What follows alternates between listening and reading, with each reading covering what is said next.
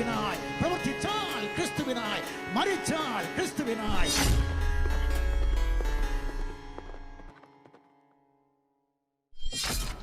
Okay, നമുക്ക് പ്രാർത്ഥിക്കാം. പരിശുദ്ധനും നിത്യനുമായ ഞങ്ങളുടെ ദൈവമേ, ഞങ്ങളുടെ സ്വർഗീയ നല്ല പിതാവേ, ഈ അനുഗ്രഹീതമായ നല്ല സമയത്തിനായി കർത്താവേ, നന്ദി നിറഞ്ഞ ഹൃദയത്തോടുകൂടെ അങ്ങയെ വാഴ്ത്തുന്നു. ഞങ്ങൾ ഈ റൂമിൽ കടന്നു വന്നിരിക്കുന്നതായ ഈ വിഷയത്തോടുള്ള ബന്ധത്തിൽ കർത്താവെ, ഇന്നിവിടെ സംസാരിക്കപ്പെടുന്നതായ കാര്യങ്ങളൊക്കെയും ഞങ്ങളുടെ പ്രിയ സഹോദരങ്ങൾക്ക് കർത്താവെ, വിശ്വാസികളായിരിക്കുന്ന പ്രിയപ്പെട്ടവർക്കെല്ലാം ഏറെ അനുഗ്രഹപ്രദമാകണമേ. കർത്താവിന്റെ ദാസന്മാരെ അവിടുന്ന് കരങ്ങളിൽ എടുക്കണം. ശേഷാൽ ശ്രീമാച്ചാന് വേണ്ടി പ്രാർത്ഥിക്കുന്നു. ഇവിടെ ആയിരിക്കുന്ന മോഡറേറ്റ് ചെയ്യുന്ന പ്രിയപ്പെട്ട സഹോദരങ്ങൾക്ക് വേണ്ടി പ്രാർത്ഥിക്കുന്നു. അതുപോലെ കർത്താവെ, ഞങ്ങളെ കേൾക്കുന്ന ഞങ്ങളുടെ പ്രിയപ്പെട്ടവരെല്ലാവരെയും ഞങ്ങളുടെ കരങ്ങളിലേക്ക് സമർപ്പിച്ച് പ്രാർത്ഥിക്കുന്നു. ഇതൊരു വലിയ അനുഗ്രഹത്തിൻ്റെതായ സുദിനമായി തീരണമേ കർത്താവെ. അവിടുന്ന് കർത്താവെ, ഞങ്ങളിലൂടെ ഹൃദ്യമായി ഇന്ന് ഈ രാത്രി വേളയിൽ കർത്താവെ സംസാരിക്കുമാറാകണമെന്ന് പ്രാർത്ഥിക്കുന്നു. സകല മാനവും മഹത്വം അങ്ങേക്ക് നൽകുന്നു. കൃപ ഞങ്ങൾക്ക് തരണമേ. പ്രാർത്ഥനയാചന കേട്ടതിനായി നന്ദി. യേശുവിൻ നാമത്തിൽ തന്നെ പിതാവേ, ആമേൻ. ആമേൻ. ആമേൻ. നമ്മുടെ കർത്താവായ യേശുക്രിസ്തുവിന്റെ പരിശുദ്ധമായ നാമം വാഴ്ത്തപ്പെടുമാറാകട്ടെ. കഴിഞ്ഞ ദിവസം മിസ്റ്റർ ഷിബു പിടിയേക്കൽ നടത്തിയ റൂമിൽ അദ്ദേഹം അവതരിപ്പിച്ച ഒരു പ്രത്യേക സുവിശേഷമുണ്ട്. അതിനൊരു മറുപടി പറയുക എന്നുള്ള ലക്ഷ്യത്തിലാണ് ഇന്ന് നമ്മൾ ഒരുമിച്ച് കൂടിയിരിക്കുന്നത്. ഇതിനൊക്കെ മറുപടി പറയേണ്ടുന്ന ആവശ്യമുണ്ടോ എന്ന് പലരും ചോദിക്കുന്നുണ്ട്. നിങ്ങളിങ്ങനെ മറുപടി പറയല്ലേ. ഇങ്ങനെ മറുപടി പറയുന്നത് കൊണ്ട് അതിൻ്റെ ഗുണം അദ്ദേഹത്തിനാണ് ഉണ്ടാകുന്നത്. പണ്ടൊക്കെ അദ്ദേഹം ഇറക്കുന്ന വീഡിയോയ്ക്ക് ഒത്തിരി വ്യൂവേഴ്സ് ഉണ്ടായിരുന്നു. ഇപ്പോൾ അദ്ദേഹത്തിൻ്റെ വീഡിയോസിന് വ്യൂവേഴ്സ് കുറഞ്ഞുകൊണ്ടിരിക്കുകയാണ്. 500 പേരൊക്കെ 4-5 ദിവസം കഴിയുമ്പോഴും 500 വ്യൂവേഴ്സൊക്കെ പല വീഡിയോയ്ക്കും വരുന്നുള്ളൂ. അതുപോലെ ക്ലബ് ഹൗസിൽ അദ്ദേഹത്തിൻ്റെ കേൾവിക്കാരെ 35-40 ചുരുങ്ങിയ ഒരു സമയം ഉണ്ടായിരുന്നു, ഒരു മാസം മുമ്പ് വരെ. അപ്പം അത്തരം സാഹചര്യം വന്നപ്പോൾ, അദ്ദേഹത്തെ കേൾക്കാൻ ആരും ഇല്ല എന്നുള്ള സ്ഥിതിവിശേഷം വന്നപ്പോൾ അദ്ദേഹം എടുക്കുന്ന ചില ടാക്ടിക്സിൻ്റെ ഭാഗമാണ് ഇത്തരം പ്രകോപനപരമായതോ അല്ലെങ്കിൽ നമുക്ക് അബദ്ധമെന്ന് തോന്നുന്നതോ അല്ലെങ്കിൽ ഏതൊരു കമ്മ്യൂണിറ്റിയെ പതുക്കെ ഒന്ന് ചൊറിഞ്ഞു കൊടുക്കലോ ഒക്കെ ചെയ്യുന്നത്. അല്ലാതെ അതിനപ്പുറത്തേക്ക് ആഴമായ എന്തെങ്കിലും ഒരു സത്യത്തിൻ്റെ ബോധ്യം തനിക്കുള്ളത് കൊണ്ടൊന്നും ആയിട്ടൊന്നും പറയുന്നതല്ല എന്ന് പറഞ്ഞ് എനിക്ക് ബാക്ക് ചാനലിൽ ഫോൺ വിളിച്ചിട്ട് ചിലരൊക്കെ പറയുണ്ടായി. അതിലൊരല്പം ഇല്ലാതില്ല. അപ്പം ഇന്നലെ മാപ്പെന്നും പറഞ്ഞാണ് ആ റൂം ഇട്ടിരുന്നത്. ക്ഷമ ചോദിക്കുകയായിരുന്നു. അദ്ദേഹം ഓടി നടന്ന് ക്ഷമ ചോദിക്കുകയാണ്. അദ്ദേഹത്തിൻ്റെ പ്രിയ ശിഷ്യൻ ബിന്നി കഴിഞ്ഞ ദിവസം ഇസ്ലാമിനെ കുറിച്ച് പറഞ്ഞ ഒരു സ്റ്റേറ്റ്മെന്റ്, മുസ്ലിങ്ങളെ കുറിച്ച്, ഇസ്ലാം വിഷയത്തെക്കുറിച്ച് സംസാരിച്ചു. ബിന്നി പറഞ്ഞു യഹോവയും അള്ളാഹുവും ഒക്കെ ഒരു നാട്ടുകാരാന്ന് പറഞ്ഞു. അത് മുസ്ലിം സുഹൃത്തുക്കൾക്ക് വല്ലാതെ വേദനിച്ചപ്പോൾ അവർ ബിന്നി ഇവരുടെ സ്റ്റാൻഡ് എന്താണെന്ന് ചോദിച്ചപ്പോൾ അവിടെ പോയി ക്ഷമയൊക്കെ പറഞ്ഞ് കോളേജിലൊക്കെ കൈയിട്ട് മാപ്പ് എന്നും പറഞ്ഞ് അവിടെ നിന്ന് പോന്നു. പിന്നെ 2 ദിവസം കഴിഞ്ഞപ്പോൾ ഇവിടെ വന്ന് ഇപ്പം ഹിന്ദുക്കളുടെ പേര് വിളിച്ച് ഷിബു പിടിയേക്കൽ മാപ്പ് എന്ന് പറഞ്ഞ് നിൽക്കുകയാണ്. എന്തിനാണ് ഇതിന് മാത്രം ക്ഷമ പറഞ്ഞ് മാപ്പ് അപേക്ഷിക്കുന്നതെന്ന് നമുക്ക് കേൾക്കുമ്പോൾ നമുക്കൊരു പക്ഷേ അത്ഭുതവും ചിരിയൊക്കെ വന്നേക്കാം. പക്ഷെ ഇത് നിലനിൽപ്പിന്റെ പ്രശ്നമാണ് ഈ മാപ്പ് പറച്ചിലെന്ന് പറയുന്നത്. അല്ലാണ്ട് അതിൽ കവിഞ്ഞതിനകത്ത് കാര്യമൊന്നുമില്ല. ഇദ്ദേഹത്തിന്റെ ചരിത്രം പരിശോധിച്ചാൽ ഇതിലും വലിയ മാപ്പുകൾ ഹിന്ദുക്കളുടെ മുന്നിൽ പോയി പറയേണ്ടുന്ന ഗതികേടിലൊക്കെ ഇദ്ദേഹം പോയ ഒരു കാലഘട്ടമുണ്ട്, പെന്തക്കോസിലായിരുന്ന സമയത്ത്. അതൊന്നും ഇവിടെ ആരും മറന്നുപോയിട്ടില്ല. അപ്പൊ ഇത്തരം മാപ്പുകളൊക്കെ എന്ന് പറഞ്ഞാൽ ഒരു കാര്യമൊന്നുമല്ല. ഇദ്ദേഹം വിശ്വസിക്കുന്നു എന്ന് പറയുന്ന ബൈബിളും അദ്ദേഹം ഹോൾഡ് ചെയ്യുന്നു പറയുന്ന ഒരു പ്രത്യേക സുവിശേഷവും, ആ സുവിശേഷത്തിന്റെ പ്രചരണാർത്ഥം എല്ലാവരോടും പോയി മാപ്പ് പറഞ്ഞിട്ട് പറയേണ്ടതാണെങ്കിൽ എനിക്ക് തോന്നുന്നു ഇനിയിപ്പോൾ അദ്ദേഹം 2-3 കൂട്ടരോടെ മാപ്പ് പറയേണ്ടി വരും.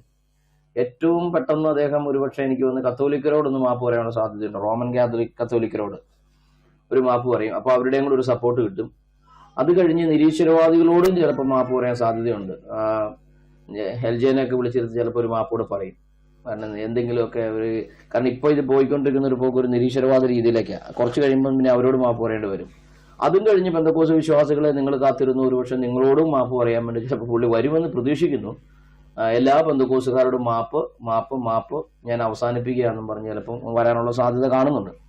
ഇതുപോലെ ഏതൊരു വിഷയത്തിൽ മാപ്പ് പറഞ്ഞ് ആളുകളുടെ ശ്രദ്ധ ആകർഷിക്കാൻ കഴിയുന്നത് ഒരു പുതിയ തന്ത്രമായിട്ടാണ് എനിക്ക് സോഷ്യൽ മീഡിയയിൽ എനിക്ക് തോന്നുന്നത്. എന്നാൽ ഇവിടെ അദ്ദേഹം പറഞ്ഞ ചില കാര്യങ്ങൾ ചിന്തിക്കേണ്ടതുണ്ട്. അദ്ദേഹത്തിന്റെ തന്ത്രം എന്തു ആയിക്കൊള്ളട്ടെ, പക്ഷെ അദ്ദേഹം മുന്നോട്ട് വെച്ച ചില ചിന്താഗതികൾ അത് നമ്മൾ തിരുത്തേണ്ടതായിട്ടുണ്ട്. അദ്ദേഹത്തിന്റെ വോയിസ് ശ്രദ്ധിച്ച് കേട്ടത് കുറെ സമയമുണ്ടത്. അതിൽ പെന്തക്കോസ്തുകാർ പറയുന്ന സുവിശേഷം എന്ന് പറഞ്ഞ അദ്ദേഹം വളരെ തെറ്റായ നിലയിൽ ഒരു കാര്യത്തെ അവതരിപ്പിച്ചിട്ടുണ്ട്. പിന്നീട് ഞാൻ വോയിസ് കേൾപ്പിക്കുന്നതാണ്. അദ്ദേഹം പറയുന്നത് ബന്ധക്കോസുകാർ സുവിശേഷം പറയാൻ ചെല്ലുമ്പോൾ അവിടെ സുവിശേഷം കേൾക്കുന്ന ആളുകളുടെ സ്വസ്ഥത നശിപ്പിക്കുന്നു, ആസ്തിത്വത്തെ തകർക്കുന്നു, വ്യക്തിത്വത്തെ തകർക്കുന്നു, സ്വാതന്ത്ര്യത്തെയും തകർക്കുന്നു. 24 വർഷം പെന്തക്കോസിൽ പാസ്റ്ററായിരുന്ന കാലത്ത് ഇതൊന്നും പുള്ളിക്ക് ഉണ്ടായിരുന്നില്ല. സ്വസ്ഥതയും ഉണ്ടായിരുന്നില്ല, ആസ്തിത്വവും ഉണ്ടായിരുന്നില്ല, വ്യക്തിത്വവും ഉണ്ടായിരുന്നില്ല, സ്വാതന്ത്ര്യവും ഉണ്ടായിരുന്നില്ല. എന്റെ പോലും ബന്ധക്കോസുകാരായ സുഹൃത്തുക്കളെ, നിങ്ങൾ എന്തിനാണ് പുള്ളിനെ അങ്ങനെ നശിപ്പിച്ചത്? നിങ്ങൾ അദ്ദേഹത്തെ ഇങ്ങനെ തകർത്തത് എന്തിനാണ്? അദ്ദേഹത്തോട് സുവിശേഷം പറയാൻ ചെന്ന സമയം മുതൽ പുള്ളിയുടെ വ്യക്തിത്വത്തെ നിങ്ങൾ തകർത്തു, ഇല്ലായ്മ ചെയ്തു. ഇപ്പോഴാണ് അദ്ദേഹത്തിന് ഈ ഗ്ലോറിയസ് ഗോസ്പൽ ആരംഭിച്ചതിന് ശേഷമാണ് ഈ പറഞ്ഞ സാധനമൊക്കെ ഉണ്ടായത്. സ്വന്തമായിട്ടൊരു ആസ്തിക്യവും വ്യക്തിത്വവും സ്വാതന്ത്ര്യബോധവും സ്വസ്ഥതയും ഒക്കെ അദ്ദേഹം അനുഭവിക്കാൻ തുടങ്ങിയത് പെന്തക്കോസിൽ നിന്ന് വിട്ട് സ്വന്തമായൊരു പ്രസ്ഥാനം ആരംഭിച്ചപ്പോഴാണ്. അതുവരെ അദ്ദേഹം പെന്തക്കോസുകാരുടെ അടിമയായിരുന്നു, അവരുടെ കാലും ചൂട്ടിൽ കിടക്കുകയായിരുന്നു. സ്വന്തമായിട്ടൊരു വ്യക്തിത്വ ബോധമൊന്നും അദ്ദേഹത്തിന് ഉണ്ടായിരുന്നില്ല. തകർത്ത് തരിപ്പണമാക്കി കിടന്ന ഒരു സ്ഥലത്ത് നിന്ന് അദ്ദേഹം പതുക്കെ പണിഞ്ഞെടുത്ത് വരുന്നേ ഉള്ളൂ എന്നാണ് എനിക്കത് കേട്ടപ്പോൾ തോന്നിയത്. ഇനി അദ്ദേഹത്തോട് സുവിശേഷം പറഞ്ഞ ആരെങ്കിലും സുവിശേഷമൊക്കെ പറഞ്ഞാണ് അദ്ദേഹം പെന്തക്കോസ് സഭയിലേക്ക് വന്നതെന്നുണ്ടെങ്കിൽ ആ സുവിശേഷം പറഞ്ഞ ആളോടൊന്ന് പോയി ചോദിച്ചാൽ കൊള്ളാം. അത് എനിക്കറിയില്ല പെന്തക്കോസിലെ സഹോദരന്മാരെയും ഒന്നും അധികം വരെ. നിങ്ങൾ പെന്തക്കോസുകാരായ ഒരു ശുഭപീഡിയക്കുള്ള സുവിശേഷം പറഞ്ഞ് പെന്തക്കോസ് സഭയിൽ കൊണ്ടുവന്ന ആളുകളൊന്ന് ചോദിക്കണം, എന്തിനാണ് ഉള്ളുടെ വ്യക്തിത്വവും സ്വാതന്ത്ര്യവും ആസ്തിക്യവും ഒക്കെ തകർത്ത് നിങ്ങൾ കൊണ്ടുവന്നത്? ഇതൊരു വൃത്തികെട്ട മെനകെട്ട പരിപാടിയായി പോയി എന്ന് മാത്രമേ എനിക്ക് പെന്തക്കോസുകാരോട് പറയാനുള്ളൂ. അപ്പോൾ ശുഭപീഡിയക്കിൽ പറയുന്നത് പെന്തക്കോസുകാർ സുവിശേഷം പറയുന്നിടത്ത് ഇതെല്ലാം നശിപ്പിക്കപ്പെടുന്നു എന്നുള്ളതാണ്. പിന്നെ അദ്ദേഹം പറയുന്നത് പെന്തക്കോസുകാർ പറയുന്ന സുവിശേഷം എന്താണെന്ന് പറഞ്ഞ് അദ്ദേഹം ഒരു വിശദീകരണം പറയുന്നുണ്ട്. പെന്തക്കോസുകാർ പറയുന്ന സുവിശേഷവും ഗ്ലോറിയസുകാർ പറയുന്ന സുവിശേഷവും രണ്ട് തട്ടിൽ നിർത്തി അദ്ദേഹം ഒരു താരതമ്യമാണ് ഒരർത്ഥത്തിൽ അവിടെ നടത്തിയത്. ഈ പെന്തക്കോസുകാർ പറയുന്ന സുവിശേഷം എന്നും പറഞ്ഞ് അദ്ദേഹം ചില കാര്യങ്ങൾ പറഞ്ഞെന്നുള്ളതാണ് വസ്തുത. അല്ലാതെ പെന്തക്കോസുകാർ പറയുന്ന സുവിശേഷം എന്താണെന്നൊന്നും സത്യസന്ധമായിട്ട് അദ്ദേഹം പറഞ്ഞില്ല. അദ്ദേഹം പറഞ്ഞത് ബൈബിളിൽ ഒരു സുവിശേഷമുണ്ട്, രണ്ട് സുവിശേഷമാണ്, രണ്ട് വിധത്തിലുള്ള സുവിശേഷമാണ് ബൈബിളിലുള്ളത്. സുവിശേഷ പുസ്തകങ്ങളെ കുറിച്ചല്ല, മെസ്സേജ് എന്നുള്ള അർത്ഥത്തിലാണ് ഈ പറയുന്നത്. രണ്ട് സന്ദേശങ്ങൾ, അത് ഗ്ലാഡ് ടൈഡിങ്സ് എന്നോ അദ്ദേഹം പറയുന്ന വാക്കൊക്കെ പറയുകയാണെങ്കിൽ അങ്ങനെ എടുക്കാവുന്ന, ഗോസ്പൽ എന്ന നിലയിൽ എടുക്കാവുന്ന, യുവങ്കലയോൻ എന്ന അർത്ഥത്തിൽ എടുക്കാവുന്ന രണ്ട് കാര്യങ്ങളുണ്ടെന്നാണ് അദ്ദേഹം പറഞ്ഞത്. ഒന്നാമത്തത് അദ്ദേഹം പറയുന്നത് യഹൂദ മതത്തിൽ നിന്നും ന്യായപ്രമാണത്തിന്റെ കീഴിൽ നിന്നും ദൈവാലയത്തിന്റെ അടിമത്തത്തിൽ നിന്നും പിന്നെ മതത്തിന്റെ അടിമത്തത്തിൽ നിന്നും വിടുവിക്കുന്ന വിമോചന കാഹളമാണ് സുവിശേഷം. അപ്പം ന്യായവിധിയിൽ നിന്നും ഒക്കെ അത് വിടുവിക്കുന്നുണ്ട്. ആ ന്യായവിധി എന്ന് അദ്ദേഹം പറയുന്നത് ന്യായപ്രമാണത്തിന് കീഴിലുള്ള ശിക്ഷണ സംവിധാനങ്ങളിൽ നിന്നുള്ള മോചനമാണ് സുവിശേഷം. അദ്ദേഹത്തിന് എന്തോ വല്ലാത്ത വെറുപ്പ് ഈ പഴയ നിയമത്തോടുണ്ടല്ലോ, അതെല്ലാവർക്കും അറിയാവുന്നതാണ്. അപ്പം ആ ഒരു കാരണം കൊണ്ട് യഹൂദിന് കൊടുത്ത ന്യായപ്രമാണം മനുഷ്യനെ, യഹൂദന്മാരെ കീഴ്പ്പെടുത്തി വെച്ചേക്കായിരുന്നു. അത് ശാപത്തിന്റെ കീഴിലായിരുന്നു. ന്യായപ്രമാണത്തിൽ പറയുന്ന ഈ അടിമത്വത്തിൽ നിന്നുള്ള വിമോചനമാണ്, മതത്തിന്റെ അടിമത്വത്തിൽ നിന്നുള്ള വിമോചനമാണ് സുവിശേഷം. അതാണ് അദ്ദേഹം പറയുന്നത്. അപ്പം ഈ ശുഭപീഡിയക്കലിന് മുമ്പ് എനിക്ക് മനസ്സിലായത് കേട്ടപ്പോൾ ആ ഒരു സുവിശേഷം, ആദ്യകാലത്ത് അപ്പോസ്തലന്മാർ പ്രസംഗിച്ച സുവിശേഷം അതാണ്. യഹൂദ മതത്തിൽ നിന്നുള്ള വിമോചനത്തെ കുറിച്ചാണ് അവർ പ്രസംഗിച്ചത്. AD 70 വരാനിരിക്കുന്ന യഹൂദന്റെ നാശം, ആ നാശത്തിൽ നിന്നുള്ള വിമോചനം, അതോടുകൂടെ അടിമത്വത്തിൽ നിന്നുള്ള വിടുതൽ, ന്യായപ്രമാണത്തിന്റെ ശാപത്തിന് കീഴിൽ നിന്നുള്ള വിടുതൽ, ന്യായപ്രമാണം പറയുന്ന ശിക്ഷണ നടപടികളിൽ നിന്നുള്ള വിടുതൽ, ഈ വിടുതലിനെ എല്ലാമാണ് ഉൾക്കൊണ്ടുകൊണ്ടാണ് യഹൂദൻ യേശു പ്രസംഗിച്ച സുവിശേഷം. അതാണ് ശുഭപീഡിയക്കൽ പറഞ്ഞത്. അപ്പൊ അദ്ദേഹം പറഞ്ഞൊരു വാക്ക് ഇങ്ങനെയാണ്: 1500 വർഷത്തെ ന്യായപ്രമാണത്തിന്റെ നുകത്തിന്റെ കീഴിൽ നിന്നും അതിന്റെ ഭയത്തിൽ നിന്നുമുള്ള ആ വിടുതലാണ് സുവിശേഷം എന്നാണ് അദ്ദേഹം പറഞ്ഞത്. ഈ സുവിശേഷം യഹൂദന്മാർക്കുള്ള സുവിശേഷമാണ്. ആ സുവിശേഷത്തിൽ ജാതികൾക്കൊരു പങ്കുമില്ല. അപ്പൊ ഇത് കേട്ടപ്പോൾ എനിക്ക് തോന്നിയൊരു കാര്യം, ഈ ശുഭപീഡിയക്കൽ എന്ന് പറഞ്ഞ അദ്ദേഹം പണ്ട് ഓർത്തഡോക്സുകാരനായിരുന്നു.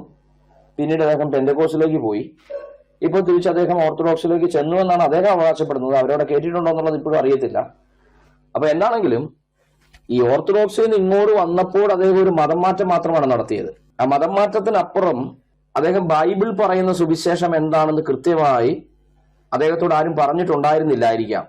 അല്ലെങ്കിൽ ആരെങ്കിലും പറഞ്ഞിട്ട് അദ്ദേഹത്തിന് മനസ്സിലായിട്ടുണ്ടായിരിക്കില്ല. പക്ഷെ അദ്ദേഹം എങ്ങനെയാണ് പെന്തക്കോസ്ത് സമൂഹത്തിൽ ചെന്ന് 10-20 വർഷങ്ങൾ അവിടെ ജീവിച്ചു. അതുകൊണ്ട് ഒരു മതം മാറ്റം നടത്തിയ ഒരാൾ തിരിച്ച് പഴയ മതത്തിലേക്ക് മടങ്ങിപ്പോയി. അപ്പം അത് ആ മതത്തിന്റെ പ്രമാണത്തിൽ നിന്നും കൂടെയുള്ള ഒരു സ്വാതന്ത്ര്യം ശുഭപീഡികകളിൽ ഇപ്പൊ കിട്ടിയിട്ടുണ്ടെന്നുള്ള ചോദ്യം നമ്മൾ അങ്ങോട്ടൊന്ന് വെക്കുകയാണ്. അതെ, ഓർത്തഡോക്സ് എന്ന് പറയുന്ന കെട്ടുറപ്പുള്ള പ്രമാണബന്ധിതമായ ഈ പറയുന്ന യഹൂദ മതത്തിലുള്ള എല്ലാ കാര്യങ്ങളും പുതിയ രീതികളിൽ, പുതിയ വേഷത്തിൽ, പുതിയ ഭാവത്തിൽ അവതരിപ്പിക്കുന്ന ആ മതത്തിന്റെ ചട്ടക്കൂട്ടിൽ നിന്ന് ഇദ്ദേഹത്തിന് ഇപ്പോഴും വിമോചനം മാനസികമായിട്ടുണ്ടായിട്ടുണ്ടോ എന്നുള്ളത് സ്വയം ഒന്ന് ചിന്തിച്ചാൽ നന്നായിരിക്കും. പിന്നെ അതിനകത്ത് കയറാൻ ശ്രമിച്ചിട്ട് അവർ കയറ്റാതെ നിൽക്കുന്നതുകൊണ്ടുള്ള ഫ്രസ്ട്രേഷൻ ചിലപ്പോൾ കാണും. അപ്പൊ ഈ മതത്തിൽ നിന്നുള്ള വിമോചനമാണ് പറഞ്ഞതെന്ന് പറയുമ്പോൾ അത് ക്രിസ്തുമതമാണെങ്കിലും മതം മനുഷ്യനെ അടിമപ്പെടുത്തും. അത്തരം അടിമത്വത്തിൽ നിന്നും കൂടെയുള്ള വിമോചനമാണ് സുവിശേഷം എന്ന് പറഞ്ഞതിൽ എനിക്ക് സന്തോഷമുണ്ട്. പക്ഷെ തന്റെ ജീവിതത്തിൽ, ശുഭപീഡികകളുടെ ജീവിതത്തിൽ അത് എത്രത്തോളം യാഥാർത്ഥ്യമായിട്ടുണ്ട് എന്നുള്ളത് ഇനിയും ചിന്തിക്കേണ്ടിയിരിക്കുന്നു. ഓക്കെ, അപ്പൊ അദ്ദേഹം പറയുന്നത് പെന്തക്കോസ്തുകാർ പറയുന്ന സുവിശേഷം ഈ പറയുന്ന യഹൂദന്റെ ന്യായപ്രമാണത്തിൽ നിന്നും വിമോചനത്തിനു വേണ്ടി, ദേവാലയ അടിമത്വത്തിനു വേണ്ടിയൊക്കെ യഹൂദന്മാർക്ക് വേണ്ടി ദൈവം പ്രത്യേകാൽ കൊടുത്ത ഒരു സന്ദേശമുണ്ടായിരുന്നു. ആ സന്ദേശമാണ് ഇന്നും ഈ പെന്തക്കോസ്തുകാർ വീട് വീടാന്തരം കയറി നടന്ന് പറയുന്നത് എന്നുള്ള വാദമാണ് ശുഭപീഡികൽ ആ വോയിസിന്റെ 80% ഭാഗത്തും അദ്ദേഹം അതാണ് അവതരിപ്പിച്ചത്. പിന്നെ ഒരു അവസാനത്തെ ഒരു 20% അദ്ദേഹം അദ്ദേഹത്തിന്റെ ഗോസ്പൽ എന്താണെന്ന് പറയാൻ ശ്രമിച്ചത്. ന്യായപ്രമാണം ലഭിച്ചിട്ടുള്ളവർക്ക് കൊടുക്കപ്പെട്ട ഒരു സുവിശേഷം, ന്യായപ്രമാണം ലഭിക്കാത്ത ഉള്ളവർക്ക് വെച്ചിട്ടുള്ള മറ്റൊരു സുവിശേഷം. ഇങ്ങനെ ഇദ്ദേഹം സുവിശേഷത്തെ ആ ടോക്കിൽ രണ്ടായിട്ട് വേർതിരിക്കുകയാണ്. അതിൽ ന്യായപ്രമാണം ലഭിച്ചവർക്ക് കൊടുത്തിരിക്കുന്ന സുവിശേഷമാണ് ഇന്നും പെന്തക്കോസ്തുകാർ കൊണ്ടുപോയി ന്യായപ്രമാണം ഇല്ലാത്ത ആളുകളുടെ മുൻപാകെ അവതരിപ്പിക്കുന്നത് എന്നുള്ള ആക്ഷേപമാണ് അദ്ദേഹം അതിൽ പ്രധാനമായി അവതരിപ്പിച്ചത്. കേട്ടിട്ടുള്ളവർക്ക് അറിയാമല്ലോ. ഞാനിത് പറയുന്നത് അദ്ദേഹം എന്താണ് പറഞ്ഞതെന്ന് കേൾക്കാത്ത ആരെങ്കിലും താഴെ ഓഡിയൻസിൽ ഉണ്ടെങ്കിൽ അവർക്ക് കേൾക്കാൻ വേണ്ടി, അവരൊന്ന് മനസ്സിലാക്കാൻ വേണ്ടിയിട്ടാണ്. ഇത്രയൊക്കെ പറഞ്ഞിട്ട് നമ്മൾ വോയിസ് കേൾപ്പിക്കുമ്പോഴേ അതിന്റെ പശ്ചാത്തലം മനസ്സിലാകത്തുള്ളൂ. അപ്പൊ ഇത് പറയുന്ന കേട്ട, ഇങ്ങനെ പറയുന്ന കേട്ട നമുക്ക് തോന്നിപ്പോകും ഇത് ഏതാണ്ട് ശുഭപീഡികൽ സാറ് പുതിയതായിട്ട് എന്തോ സംഭവം കണ്ടുപിടിച്ച് കൊണ്ടുവന്നതാണെന്ന് തോന്നിപ്പോകും. സത്യം പറഞ്ഞാൽ ശുഭപീഡികൽ അന്ന് പറഞ്ഞ ഈ ഒരു ടീച്ചിങ്, ഈ ഒരു ചിന്താഗതി ജിയുടെ പുതിയ കണ്ടുപിടുത്തമൊന്നുമല്ല. ഇത് നാളുകൾക്ക് മുൻപ് തന്നെ, ഏതാണ്ട് 2 നൂറ്റാണ്ട് മുൻപ് തന്നെ, 2-2.5 നൂറ്റാണ്ട് മുൻപ് തന്നെ പ്രചാരത്തിൽ വന്നിട്ടുള്ള ഒരു ചിന്താഗതിയാണ്. ആ ചിന്താഗതി എന്ന് പറയുന്നത് ഡിസ്പെൻസേഷണലിസത്തിന്റെ ഭാഗമായി സുവിശേഷത്തെ 2ആയി തിരിച്ച് ഉള്ള ഒരു ടീച്ചിങ് ഉണ്ട്. ആ 2ആയി തിരിക്കുന്ന രീതിക്ക് പുള്ളി ഒരു ട്വിസ്റ്റ് കൊടുത്തു. അത് ജി പ്രസംഗിക്കുന്ന, അല്ലെങ്കിൽ ജിയുടെ യൂണിവേഴ്സൽ ഗോസ്പലിന് അനുകൂലമായ നിലയിൽ ഒരു ട്വിസ്റ്റ് കൊണ്ടുവന്നു. അത് നമ്മൾ അവസാനം നോക്കുന്നുണ്ട്, അത് എത്രത്തോളം അതിൽ സത്യാവസ്ഥ ഉണ്ടെന്നുള്ളത്. എന്നാൽ ആ ട്വിസ്റ്റ് അദ്ദേഹം കൊണ്ടുവന്നത് മുൻപ് തന്നെ ഉള്ള ഒരു ഫ്രെയിമിനെ എടുത്തിട്ട് ആ ഫ്രെയിമിനുള്ളിലേക്ക് ജിയുടെ ടീച്ചിങ് കുത്തിക്കയറ്റി വെച്ചെന്നുള്ളൂ. അതെങ്ങനെയാണെന്ന് ഞാൻ പറയാം. ഡിസ്പെൻസേഷണലിസ്റ്റുകൾ പറയുന്നത് രാജ്യത്തിന്റെ സുവിശേഷം എന്ന് പറയുന്ന ഒരു സുവിശേഷമുണ്ട്. അതാണ് യേശുക്രിസ്തു പ്രസംഗിച്ചു തുടങ്ങിയത്. ദൈവരാജ്യം സമീപിച്ചിരിക്കയാൽ മാനസാന്തരപ്പെട്ട് സുവിശേഷത്തിൽ വിശ്വസിപ്പിൻ എന്ന് പറഞ്ഞ് യേശു പ്രസംഗിച്ചു തുടങ്ങിയത് രാജ്യത്തിന്റെ സുവിശേഷമായിരുന്നു. അതായത് ആ സുവിശേഷം യഹൂദനോടുള്ള ബന്ധത്തിൽ മാത്രമുള്ളതും യഹൂദന്റെ രാജ്യത്തിനും യഹൂദന്റെ മാനസാന്തരത്തിനും യഹൂദനോടുള്ള ദൈവത്തിന്റെ പ്രത്യേക പരിപാടിയുടെയും വിളംബരമാണത്. ആ വിളംബരമാണ് രാജ്യത്തിന്റെ സുവിശേഷം. എന്നാൽ ആ സുവിശേഷം താൽക്കാലികമായി യേശുക്രിസ്തുവിനെ യഹൂദന്മാർ മശിഹയായി അംഗീകരിക്കാതെ പോയതുകൊണ്ട് അവരോടുള്ള ദൈവത്തിന്റെ പദ്ധതി തൽക്കാലം മാറ്റിവെക്കുകയും യേശുക്രിസ്തുവിന്റെ ക്രൂശുമരണാനന്തരം ഉയർത്തെഴുന്നേൽപ്പിന് ശേഷം കൃപയുടെ സുവിശേഷം എന്ന് പറയുന്ന സുവിശേഷം പ്രസംഗിക്കുവാൻ അപ്പോസ്തലന്മാരെയും ദൈവസഭയെയും ദൈവം ഉദ്യോഗപ്പെടുത്തി. ആ സുവിശേഷമാണ് കഴിഞ്ഞ 2000 വർഷമായിട്ട് ദൈവസഭ പ്രസംഗിച്ചുകൊണ്ടിരിക്കുന്നത് എന്നുള്ളത് ഡിസ്പെൻസേഷണലിസ്റ്റുകൾ പണ്ടേ പറഞ്ഞിട്ടുള്ള കാര്യമാണ്. അതുകൊണ്ട് ശുഭപീഡികൽ അവിടെ ഇന്നലത്തെ റൂമിൽ പറഞ്ഞപ്പോൾ അവിടെ പോയി ഭയങ്കര കയ്യടിയും കരഘോഷവും ആഘോഷവും ഒക്കെ അവിടെ ആളുകൾ നടത്തുന്നുണ്ടായിരുന്നു. അപ്പം ഈ രാജ്യത്തിന്റെ സുവിശേഷമെന്നും കൃപയുടെ സുവിശേഷമെന്നും ഡിസ്പെൻസേഷണലിസ്റ്റുകൾ ഓൾറെഡി തന്നെ യഹൂദിന് വേണ്ടിയിട്ട് സെപ്പറേറ്റ് സുവിശേഷവും സർവ്വലോകത്തിനും യഹൂദിനും വേണ്ടിയിട്ട് കൃപയുടെ സുവിശേഷം എന്നും പറഞ്ഞ് 2ആയി ഓൾറെഡി തിരിച്ചിട്ടുള്ളതാണ്.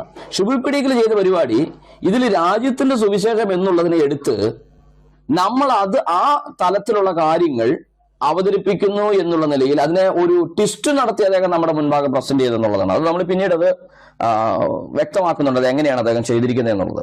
യെരുശലേം ദേവാലയം പൊളിക്കുന്നതാണ് ഒന്നാമത്തെ സുവിശേഷം എന്നൊക്കെ അദ്ദേഹം തന്റെ വോയിസിൽ പറയുന്നുണ്ട്. കാരണം അദ്ദേഹത്തിന്റെ ടീച്ചിങ്ങിൽ യഹൂദനോടുള്ള സുവിശേഷം രക്ഷപ്പെട്ടോളൂ യെരുശലേമിന്റെ ഒരു എമിനന്റ് ആയിട്ടുള്ള നാശം വരുന്നുണ്ട്, അതിനു മുമ്പ് നിങ്ങൾ ന്യായപ്രമാണമൊക്കെ ഇട്ടെറിഞ്ഞ് യേശുവിൽ വിശ്വസിച്ചു, അതാണ് അവരോട് പറഞ്ഞ സുവിശേഷം, അത് അവർക്ക് വേണ്ടി മാത്രമുള്ളതാണ്.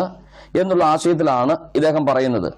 അപ്പൊ അദ്ദേഹം പറഞ്ഞു വരുന്നത് ഈ സുവിശേഷം 2 വിധത്തിലുണ്ട്. അതിൽ ഒന്നാമത്തെ സുവിശേഷം യഹൂദന് വേണ്ടി മാത്രമുള്ളത്, യഹൂദന ന്യായപ്രമാണത്തിന്റെ ശാപത്തിന് കീഴിൽ നിന്ന്, മതമൗലികവാദത്തിൽ നിന്ന്, അവരുടെ ദേവാലയ അടിമത്തത്തിൽ നിന്ന്, അതിന്റെ ആചാരങ്ങളിൽ നിന്ന്, അതിന്റെ ശിക്ഷ, ന്യായപ്രമാണത്തിന്റെ ശിക്ഷയിൽ നിന്ന്, ന്യായവിധിയിൽ നിന്ന് ഒക്കെയുള്ള മോചനമാണ് അവർക്ക് പ്രസിദ്ധമാക്കിയത് യേശു വന്ന്.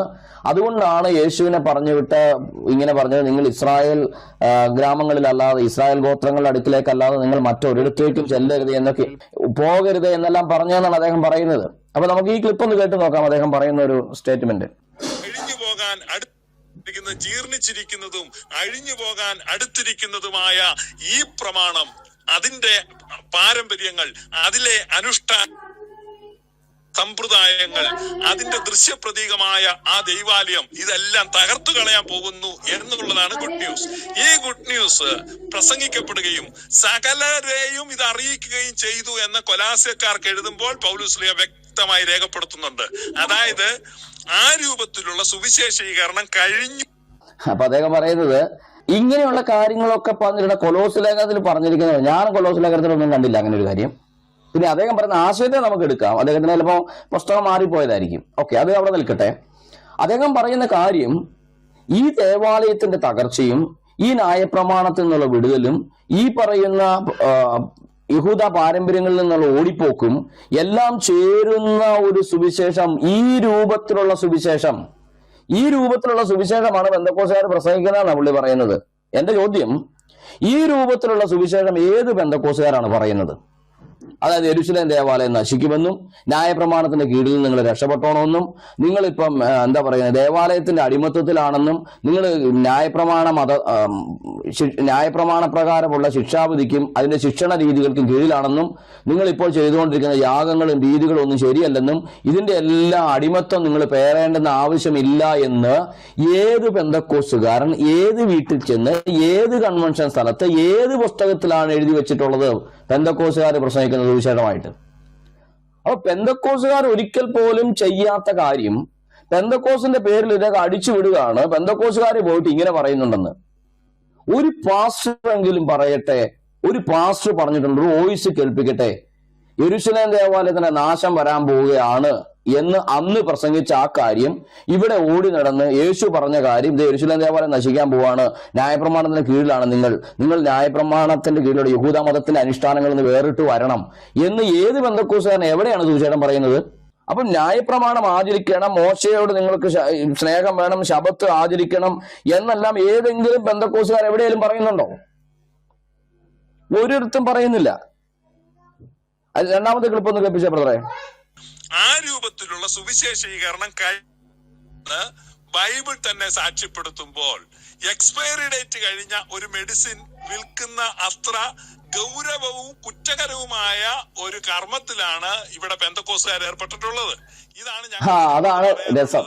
പ്രിയപ്പെട്ട ഹൈന്ദവ സഹോദരങ്ങളെ, നിങ്ങളുടെ അടുത്ത് ഈ പെന്തക്കോസ്ത വിഭാഗത്തിൽപ്പെട്ടവർ സുവിശേഷം പറയാൻ വരുമ്പോൾ നിങ്ങൾ ചിന്തിക്കരുത് യേശുക്രിസ്തു എന്ന പേര് മതി. അദ്ദേഹം പറയുന്ന കേട്ടോ, ആ രൂപത്തിലുള്ള ഒരു സുവിശേഷം. ഏത് രൂപത്തിലുള്ള സുവിശേഷം?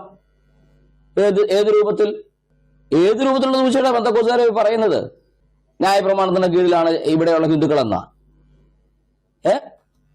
ദേവാലയം നശിക്കാൻ പോവാണെന്നാ, നിങ്ങൾ ഈ യാഗങ്ങളൊന്നും ചെയ്യണ്ട, അങ്ങനെയുള്ള കാര്യങ്ങളൊന്നും നിങ്ങൾ ചെയ്യണ്ട എന്ന്, ഇതാണ് സുവിശേഷം?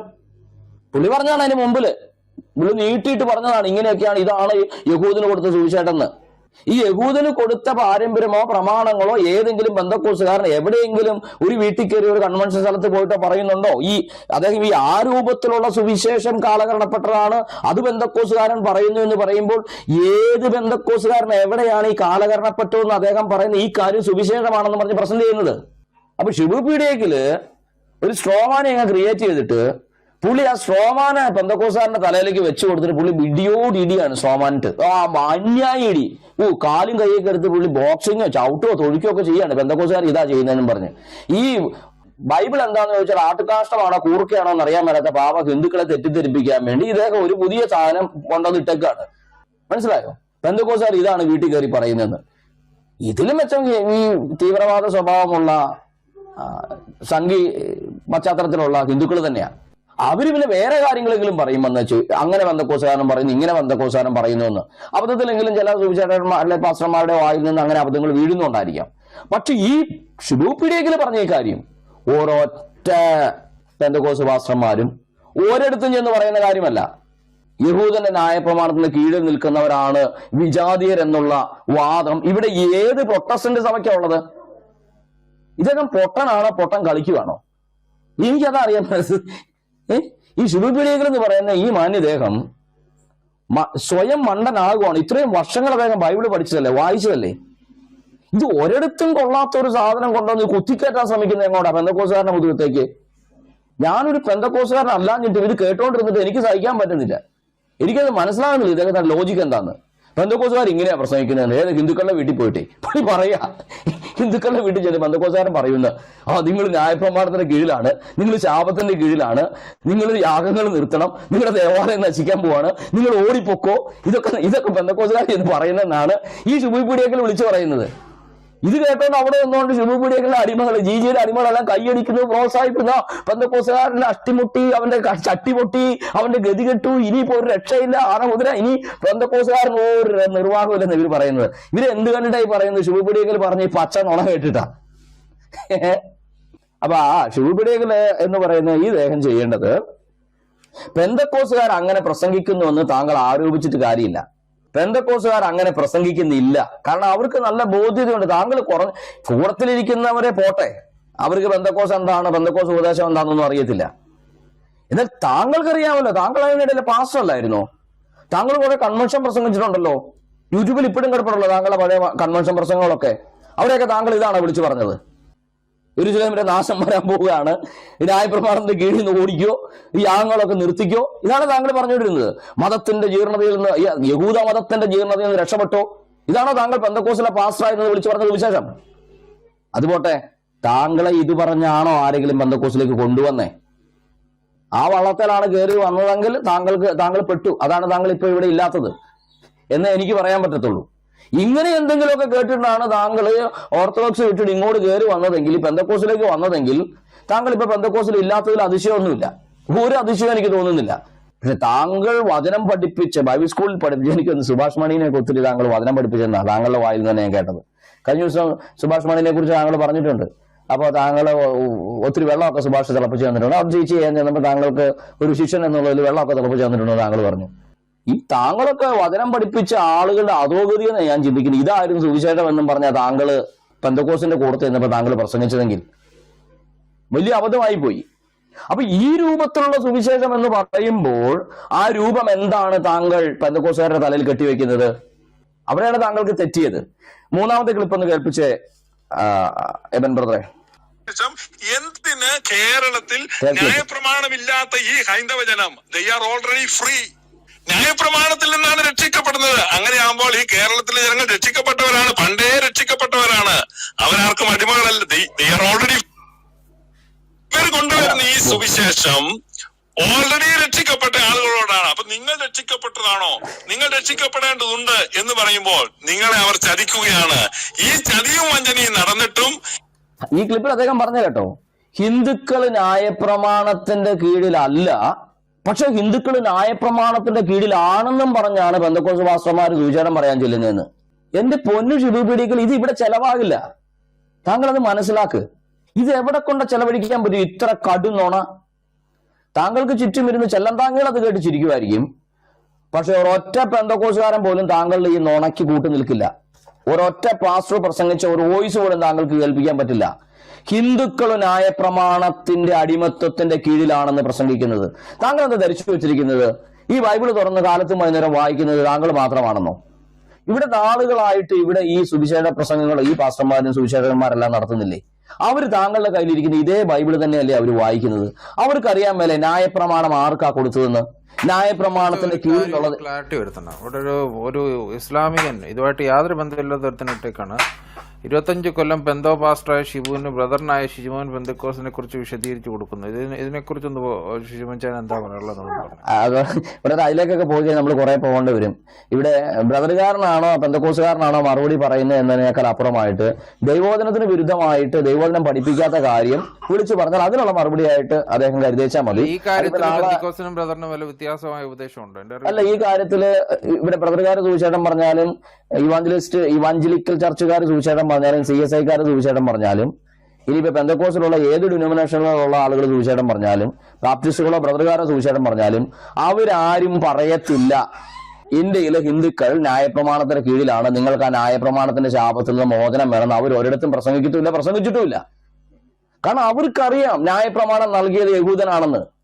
യഹൂദനാണ് ന്യായപ്രമാണം നൽകപ്പെട്ടിരിക്കുന്നത്, അവരാണ് ന്യായപ്രമാണത്തിന്റെ ശാപത്തിന് കീഴിലുള്ളവരെന്ന് പച്ചക്കറിയാവുന്ന ഏതെങ്കിലും പാസ്റ്റർമാര് ഈ ഷിബുപീഡിയക്കൽ ആരോപിക്കുന്ന സുവിശേഷം ഇങ്ങനെയാണ് പെന്തക്കോസുകാർ സുവിശേഷം പറയുന്നത് എന്ന് ആരോപിക്കുന്ന ഈ നുണ തെളിയിക്കാനുള്ള ഉത്തരവാദിത്വം അദ്ദേഹത്തിനുണ്ട്.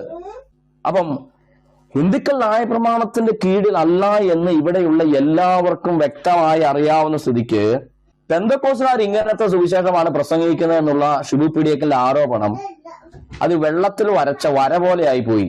ഷിബുപീഡിയക്കലെ അത് ചുമ്മാ ആകാശത്തേക്ക് മുഷ്ടിയുദ്ധം ചെയ്യുന്നത് പോലെ ആയിപ്പോയി. അതിലൊരു യാഥാർത്ഥ്യവുമില്ല. ഇനി കൂടത്തിലൊരു കാര്യം പറയുന്നുണ്ട്, കേരളത്തിലെ ഹിന്ദുക്കളെല്ലാം മുന്നേ തന്നെ രക്ഷിക്കപ്പെട്ടവരാണെന്ന്, എല്ലാവരും രക്ഷിക്കപ്പെട്ടവരാണെന്ന്. താങ്കൾ കഴിഞ്ഞ ദിവസത്തെ റൂമിൽ ഞാൻ പറഞ്ഞ കാര്യം തന്നെ വീണ്ടും ഞാൻ താങ്കളോട് പറയാണ്. താങ്കൾ എന്തിനാണ് ആദ്യ കാലഘട്ടങ്ങളിൽ ഇവിടെ സുവിശേഷം പറയാൻ വന്നു എന്ന് പറയുന്ന തോമാസ് ലീഗ വന്നെങ്കിൽ വന്നു, ഇനി വേറെ ആരെങ്കിലും ആയിക്കോട്ടെ, അത് തർക്കസംഗതിയാണ്. എന്നാലും ഈ തോമാസ് ലീഗേനെ ഇവിടെ മുൻകാലഘട്ടങ്ങളിൽ സുവിശേഷം പറഞ്ഞവരുമായ നിങ്ങളുടെ ഈ ഈസ്റ്റേൺ ചർച്ചിന്റെ പൂർവികരെ താങ്കൾ എന്തിനാണ് ഇങ്ങനെ അധിക്ഷേപിക്കുന്നത്? അവർക്ക് വിവരമില്ലായിരുന്നു, താങ്കൾ എന്തിനാ പറയുന്നത്? അവർക്ക് ഈ സത്യമൊന്നും അറിയില്ലാത്തത് കൊണ്ടല്ലേ അവരിവിടെ വന്ന് ഇവിടെ കിടന്ന് അന്നുണ്ടായിരുന്ന അവരിവിടെ യഹൂദന്മാരെ തപ്പി വന്നതാണ്. യഹൂദന്മാർക്ക് അത് കഴിഞ്ഞ റൂമിൽ നമ്മൾ ഖണ്ഡനം ചെയ്തിട്ടുണ്ട് ബ്രദറെ. കഴിഞ്ഞ റൂമിൽ അദ്ദേഹം കേട്ടിട്ടുണ്ടെങ്കിൽ അറിയാൻ പറ്റും. അത് നമ്മൾ കൃത്യമായ മറുപടി കൊടുത്തിട്ടുണ്ട്. ഇനി അത് അല്ല എങ്കിൽ ഈ യഹൂദന്മാരെ തേടി മാത്രമാണ് വന്നതെന്ന് പ്രൂവ് ചെയ്യാനുള്ള 3 ചോദ്യങ്ങൾ ചോദിച്ചിട്ടുണ്ട് അവരോട്.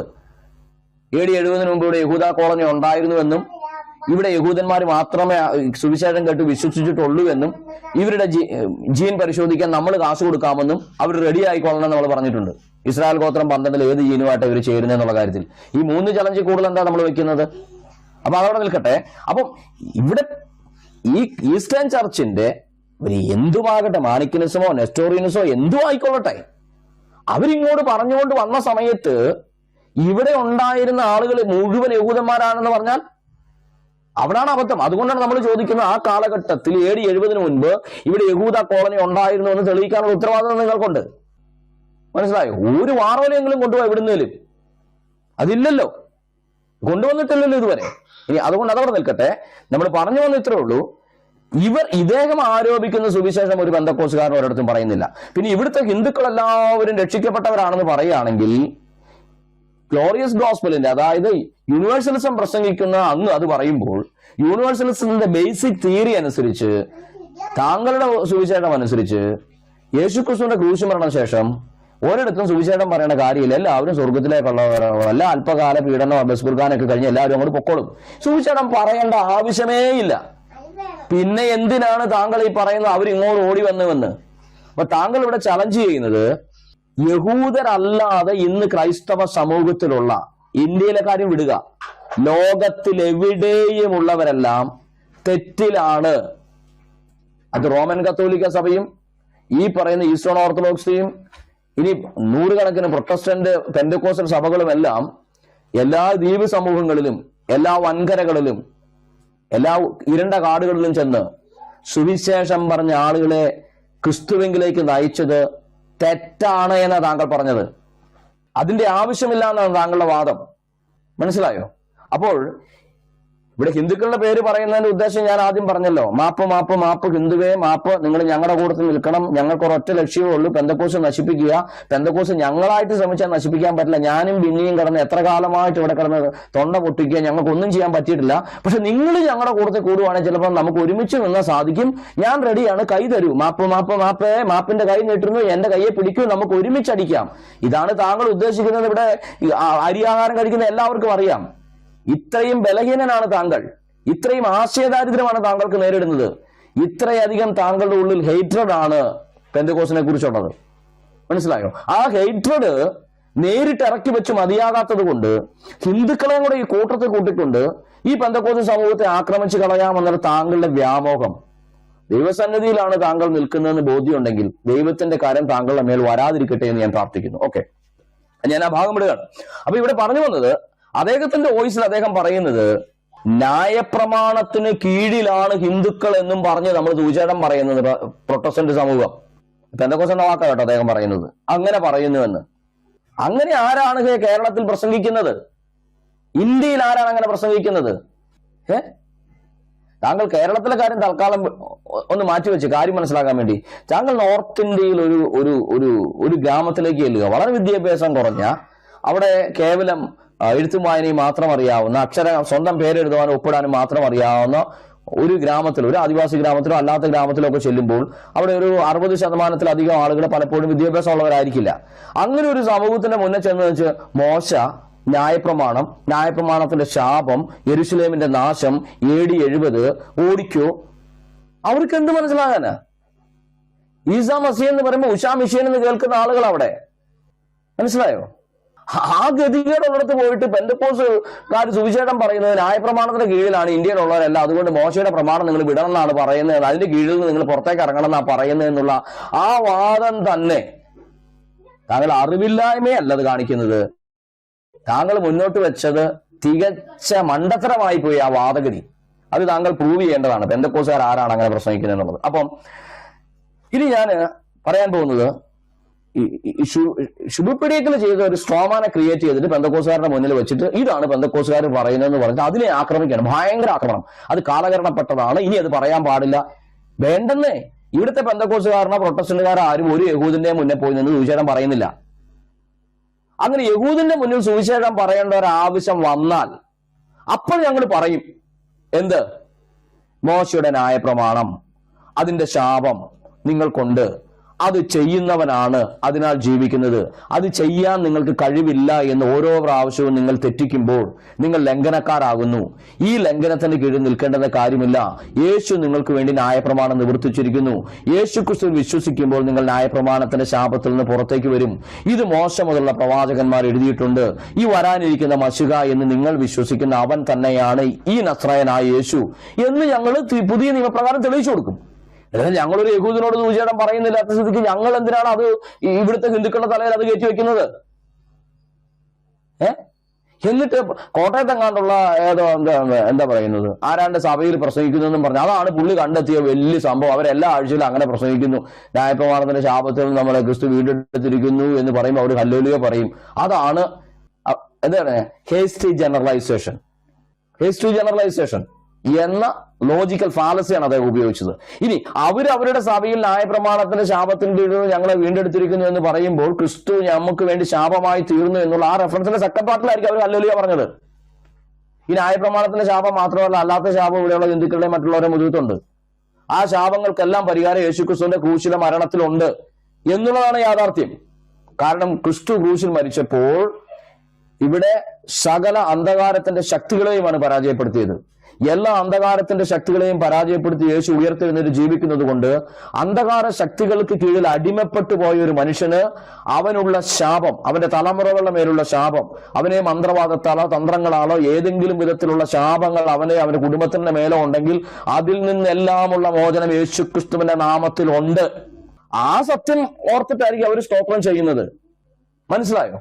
അല്ലാതെ കണ്ട് ഞങ്ങൾ ന്യായപ്രമാണത്തിന് കീഴിലായിരുന്നു, ഞങ്ങൾ SNDP-ക്കാരായിരുന്നു, ഇപ്പൊ SNDP-ക്കാരായി, ഞങ്ങൾക്കല്ല ന്യായപ്രമാണത്തിൽ മോചനം ലഭിച്ചിരിക്കുന്നു എന്നും പറഞ്ഞ് അവർ ഹല്ലേലൂയ പറയുന്നു എന്നുള്ള ശുഭപീഡിയക്കന്റെ വാദം മണ്ടത്തരമാണ്. പൊന്നു ശുഭപീഡിയക്കലെ ചായ മണ്ടത്തരം. ഓക്കെ, ഇത് താങ്കൾ മനസ്സിലാക്കുക. അപ്പം ഇല്ലാത്ത ഒരു കാര്യത്തിൽ ഒരു സ്ട്രോമാൻ ക്രിയേറ്റ് ചെയ്തിട്ട് അതൊരു സുവിശേഷം പറയുന്ന സമൂഹത്തിന്റെ തലയിൽ വെച്ച് കെട്ടിയിട്ട് അതാണ് പറയുന്നത്, അല്ലയോ ഹിന്ദുക്കളെ നിങ്ങൾ ശാപത്തിന് കീഴിലാണ്, നിങ്ങൾ മോശയുടെ ന്യായപ്രമാണത്തിന്റെ കീഴിലാണെന്ന് അവർ വീട്ടിൽ വന്ന് പറയുന്നത്, അത് നിങ്ങൾ സമ്മതിക്കരുത് എന്ന് താങ്കൾ പറഞ്ഞു കൊടുത്തുകൊണ്ട് താങ്കൾ എന്താ നേടിയത്? ഇലിഫനാകുന്നു, സുവിശേഷ വിരോധിയായി നിലനിൽക്കുന്നു. കർത്താവിന് വിരുദ്ധമായി, സുവിശേഷത്തിന് വിരുദ്ധമായി, ദൈവദാസന്മാർക്ക് വിരുദ്ധമായി, ദൈവിക പദ്ധതിക്ക് വിരുദ്ധമായി പ്രവർത്തിക്കുന്ന ഒരു ശപിക്കപ്പെട്ട മനുഷ്യനായി താങ്കൾ തീർന്നുകൊണ്ടിരിക്കുകയാണ് ഓരോ ദിവസവും. അതാണ് റിയാലിറ്റി. അപ്പോൾ എന്താണ് പിന്നെ ഈ പറയുന്ന പ്രൊട്ടസ്റ്റന്റ് സമൂഹം ഇന്ന് സുവിശേഷം പ്രസംഗിക്കുന്നത്? ഞാനിത് പറയുന്നത് യാക്കോബക്കാരെ കുറിച്ച് ഓർത്തഡോക്സുകാരെ കുറിച്ചും അല്ല കേട്ടോ. അവർ നൂറ്റാണ്ടുകളായിട്ട് ഇവിടെ ഉണ്ടായിരുന്നല്ലോ. താങ്കളുടെ വാദം അനുസരിച്ച് ആദ്യം മുതൽ റോമൻ കാത്തലിക്സ് ഇവിടെ എത്തുന്നതിന് മുൻപ് തന്നെ ഓർത്തഡോക്സുകാർ ഇവിടെ ഉണ്ടായിരുന്നല്ലോ. അതെന്തോ ആകട്ടെ, നെസ്റ്റോറിയൻസ് ആയിരുന്നായിരിക്കാം. ഓക്കെ, അവരിവിടെ സുവിശേഷം പറഞ്ഞിരുന്നുവെങ്കിൽ ഇന്ത്യയിൽ സൗത്ത് ഇന്ത്യ മുഴുവൻ സുവിശേഷവൽക്കരിക്കാനുള്ള സമയം അവരുടെ കയ്യിൽ ദൈവം കൊടുത്തായിരുന്നു. മനസ്സിലായോ? പക്ഷെ അവരെന്താ ചെയ്തത്? അവരിവിടെ 7-ാം നൂറ്റാണ്ടിൽ 5-ാം നൂറ്റാണ്ടിലൊക്കെ ഇങ്ങനെ AD 5 ശേഷം വന്ന ബ്രാഹ്മണിസത്തിന്റെ ചോട് പിടിച്ച് ബ്രാഹ്മണന്മാർ ഇവിടെയുള്ള കീഴ്ജാതിക്കാരെ എങ്ങനെ കണക്കാക്കുന്നുവോ അതുപോലെ തന്നെ ഈ ക്രിസ്തുവിന്റെ പേരും പറഞ്ഞ് കുടുംബം വെച്ച് മുറുക്കി ചുമപ്പിച്ച്, അതൊക്കെ കൃത്യമായിട്ട് കത്തോലിക്ക സഭയുടെ ഇവിടെ നടത്തിയ സിനഗോഗ്സ് ഉണ്ടല്ലോ, അതിലുണ്ട്, വ്യക്തമായിട്ട് എഴുതിയിട്ടുണ്ട്. ഞാനിത് എന്നെ കൊണ്ടത് പറയിപ്പിക്കണ്ട. എങ്ങനെയായിരുന്നു ഇവിടെ ഉണ്ടായിരുന്ന സമൂഹം എന്ന്, ആ സമയത്തെ ക്രൈസ്തവ സമൂഹം എന്ന് അഭിമാനത്തോടു കൂടെ പറയുന്ന ഷിബു പീഡിയക്കിൽ ഇപ്പോൾ ഞാൻ ഉണ്ട്, കൂടത്ത് നിൽക്കുന്നു എന്ന് പറഞ്ഞ സമൂഹത്തിന്റെ ആത്മീകമായ ഗതികേട് വ്യക്തമായ ചരിത്രരേഖയുണ്ട്. അതെന്നെ കൊണ്ട് വായിപ്പിക്കരുത്. അപ്പം ആ സ്ഥിതിയിൽ നിന്നിരുന്ന ആ സമൂഹം അവരെന്താ ചെയ്തത്? അവരിവിടുത്തെ ഹിന്ദു സമൂഹത്തിൽ താഴേക്കിടയിലുള്ള കീഴ്ജാതിക്കാരെന്ന് ഹിന്ദു മിത്തോളജിയിൽ പറയുന്ന അൺടച്ചബിൾസിന്റെ ഇടയിലേക്ക് ഇറങ്ങിച്ചല്ലാതെ ആ സമൂഹത്തെ വകതിരിച്ചു വേർതിരിച്ചു നിർത്തുന്ന ആ സമൂഹത്തിന്റെ ഇടയിൽ ഞങ്ങൾ ഇവിടുത്തെ ബ്രാഹ്മിൺസിനേക്കാളും ഒട്ടും കുറഞ്ഞവരല്ല എന്നുള്ള മനോഭാവത്തോടു കൂടെ ഞെളിഞ്ഞിരുന്നുണ്ടും വെറുതെ ഇരുന്ന് സ്വന്തം പറമ്പിൽ പണിയെടുക്കുന്ന ഒരു കീഴാളനോട് പോലും യേശുക്രിസ്തുവിനെ കുറിച്ച് പറയാതെയോ നിങ്ങളുടെ പള്ളിക്കകത്ത് കയറ്റാതെയോ അവരെ ക്രിസ്തുവിന്റെ സ്നേഹം അവർക്ക് പകർന്നു കൊടുക്കുകയോ ചെയ്യാതെ കണ്ട് അവനെ മറ്റവ 38 അടിയും 16 അടിയും 18 അടിയും അകറ്റി നിർത്തുമ്പോൾ അതേ മനോഗതി വെച്ച് പുലർത്തി നിങ്ങൾ 14-ാം നൂറ്റാണ്ട് വരെ കേരളത്തിൽ ക്രൈസ്തവരാണെന്ന് പറഞ്ഞ് ജീവിച്ചു. ഈ പറയുന്ന യാക്കോബായ പശ്ചാത്തലത്തിൽ നിങ്ങൾ ഈ ഓർത്തഡോക്സ് വിളിച്ചു പറയുന്നവർ, അവരുടെ പൂർവികർ. എന്നാൽ അതിനൊരു മാറ്റം വന്നത് ഇവിടെ ക്രൈസ്തവ മിഷണറിമാരായ റോമൻ കാത്തലിക്സും പ്രൊട്ടസ്റ്റന്റ് മിഷണറിമാരും എത്തിയപ്പോഴാണ്. അപ്പോൾ നിങ്ങൾ യഹൂദനോട് സുവിശേഷം പറഞ്ഞിട്ട് പെറ്റുപെരുകി ഇവിടെ കിടക്കുകയല്ലേ ചെയ്തത്? അവിടെയാണ് നിങ്ങൾ DNA ടെസ്റ്റ് നടത്തണമെന്ന് ഞങ്ങൾ ചലഞ്ച് ചെയ്യുന്നത്. മനസ്സിലായോ? അപ്പൊ നിങ്ങൾ പറയുന്ന സുവിശേഷം, നിങ്ങൾ പറയുന്നു എന്ന് പണ്ട് പറഞ്ഞു എന്ന് പറയുന്ന ഈ സുവിശേഷം നിങ്ങൾ നിങ്ങളുടെ പെരക്കകത്ത് മാത്രം ആർക്കും മനസ്സിലാകാത്ത ഭാഷയിൽ പള്ളിക്കകത്തും ചൊല്ലിയും പാടിയിരിക്കുകയായിരുന്നു. ഇവിടുത്തെ സാമാന്യ ജനത്തിനിടയിലേക്ക് സുവിശേഷത്തിന്റെ അണിവിരൽ അനക്കുവാൻ നിങ്ങൾക്ക് കഴിയാതെ പോയത് കൊണ്ടാണ് ആ സമൂഹത്തിന്റെ ഇടയിൽ നിന്ന് മർത്തോമൈറ്റ്സ് ഉണ്ടായി വന്നത്. ആ സമൂഹത്തിന്റെ ഇടയിൽ നിന്ന് ബ്രദറൻ ഗ്രൂപ്പുകൾ ഉണ്ടായി വന്നത്, വിയോജിത പ്രസ്ഥാനം ഉണ്ടായത്. നിങ്ങളത് മനസ്സിലാക്കണം. അപ്പൊ അതുകൊണ്ട് ഞങ്ങൾ ഭയങ്കര സുവിശേഷം പ്രവർത്തിച്ചു എന്ന് പറഞ്ഞ് ഞെളിയൊന്നും വേണ്ട. ഒന്നും ചെയ്തില്ല. പെറ്റുപെരുകി ഇവിടെ കടന്നു. ഹിന്ദുക്കളുടെ അതേ ധാർമ്മിക മൂല്യങ്ങൾ മുറുകെ പിടിച്ച് ബൈബിള് പിന്നിലെറിഞ്ഞിട്ട് ആ സമൂഹത്തിന്റെ പശ്ചാത്തലത്തിൽ നിന്നുകൊണ്ട് ശുഭപീഡിയക്കിൽ നിന്ന് വന്നു പറയാണ്, പോടാ, ഇറങ്ങി പോടാ, എന്താ പറയുന്ന കീഴാള എന്നൊക്കെ വിളിച്ചു പറയുന്ന താങ്കൾ അഭിമാനിക്കുന്ന ആ ഓർത്തഡോക്സിയുടെ പാരമ്പര്യം അഭിമാനിക്കുന്ന താങ്കളുടെ പൂർവികർ എന്താണ് ഇവിടെ ചെയ്തത് സുവിശേഷത്തിന് വേണ്ടി? അവിടെയാണ് താങ്കൾ എന്ന് പറയുന്ന യഹൂദന് മാത്രമുള്ള സുവിശേഷം എന്നും പറഞ്ഞ് ഇരിക്കുകയായിരുന്നു. മനസ്സിലായോ? ഇത് ബിബ്ലിക്കലി തെറ്റാണ്.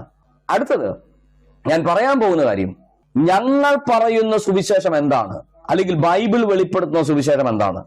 ഞാൻ ചില വാക്യങ്ങൾ പറയാൻ എന്റെ സഹോദരന്മാർ എന്നെ ഒന്ന് വായിച്ച് സഹായിക്കണം. 1 കൊരിന്ത്യർ 1-ാം അധ്യായത്തിന്റെ 23-ഉം 24-ഉം വാക്യങ്ങൾ. എന്താണ് പെന്തക്കോസ്തുകാർ പ്രസംഗിക്കുന്ന സുവിശേഷം എന്നും ചോദിച്ചല്ലേ താങ്കൾ ആ വോയിസ് തുടങ്ങിയിരിക്കുന്നത്. പെന്തക്കോസ്തുകാർ പ്രസംഗിക്കുന്ന സുവിശേഷം എന്താണെന്ന് 25 വർഷം പെന്തക്കോസിൽ നിന്നിട്ടും അറിയാൻ മേലാത്ത പാസ്റ്റർ എന്ന പേരും ഇന്നും പേരിന്റെ ചേർത്ത് കൊണ്ടു നടക്കാൻ താങ്കൾ ഒന്നെങ്കിൽ ആ പേര് മുറിച്ചുകള. എന്റെ പൊന്നു പീഡിയക്കലെ, ആത്മാഭിമാനം എന്ന് പറയുന്ന ഒന്നുണ്ടെങ്കിൽ പെന്തക്കോസ്തുകാരന്റെ കൂടത്ത് കിട്ടിയപ്പോഴുള്ള ആ പേരങ്ങ കള, അതും കൂടത്ത് വെച്ചുകൊണ്ട് പെന്തക്കോസ്തുകാരൻ പറഞ്ഞു നടക്കുന്ന സുവിശേഷം പോലും എന്താണെന്ന് അറിയാൻ മേലെങ്കിൽ ഇനി ആ പേര് വെക്കണ്ട. താങ്കൾ അപമാനമാണ്. എന്ത് പറയാനാ? 1 കൊരിന്ത്യർ 1-ാം അധ്യായത്തിന്റെ 23-ാമത്തെ വാക്യം എന്ന് 23-24 വാക്യം.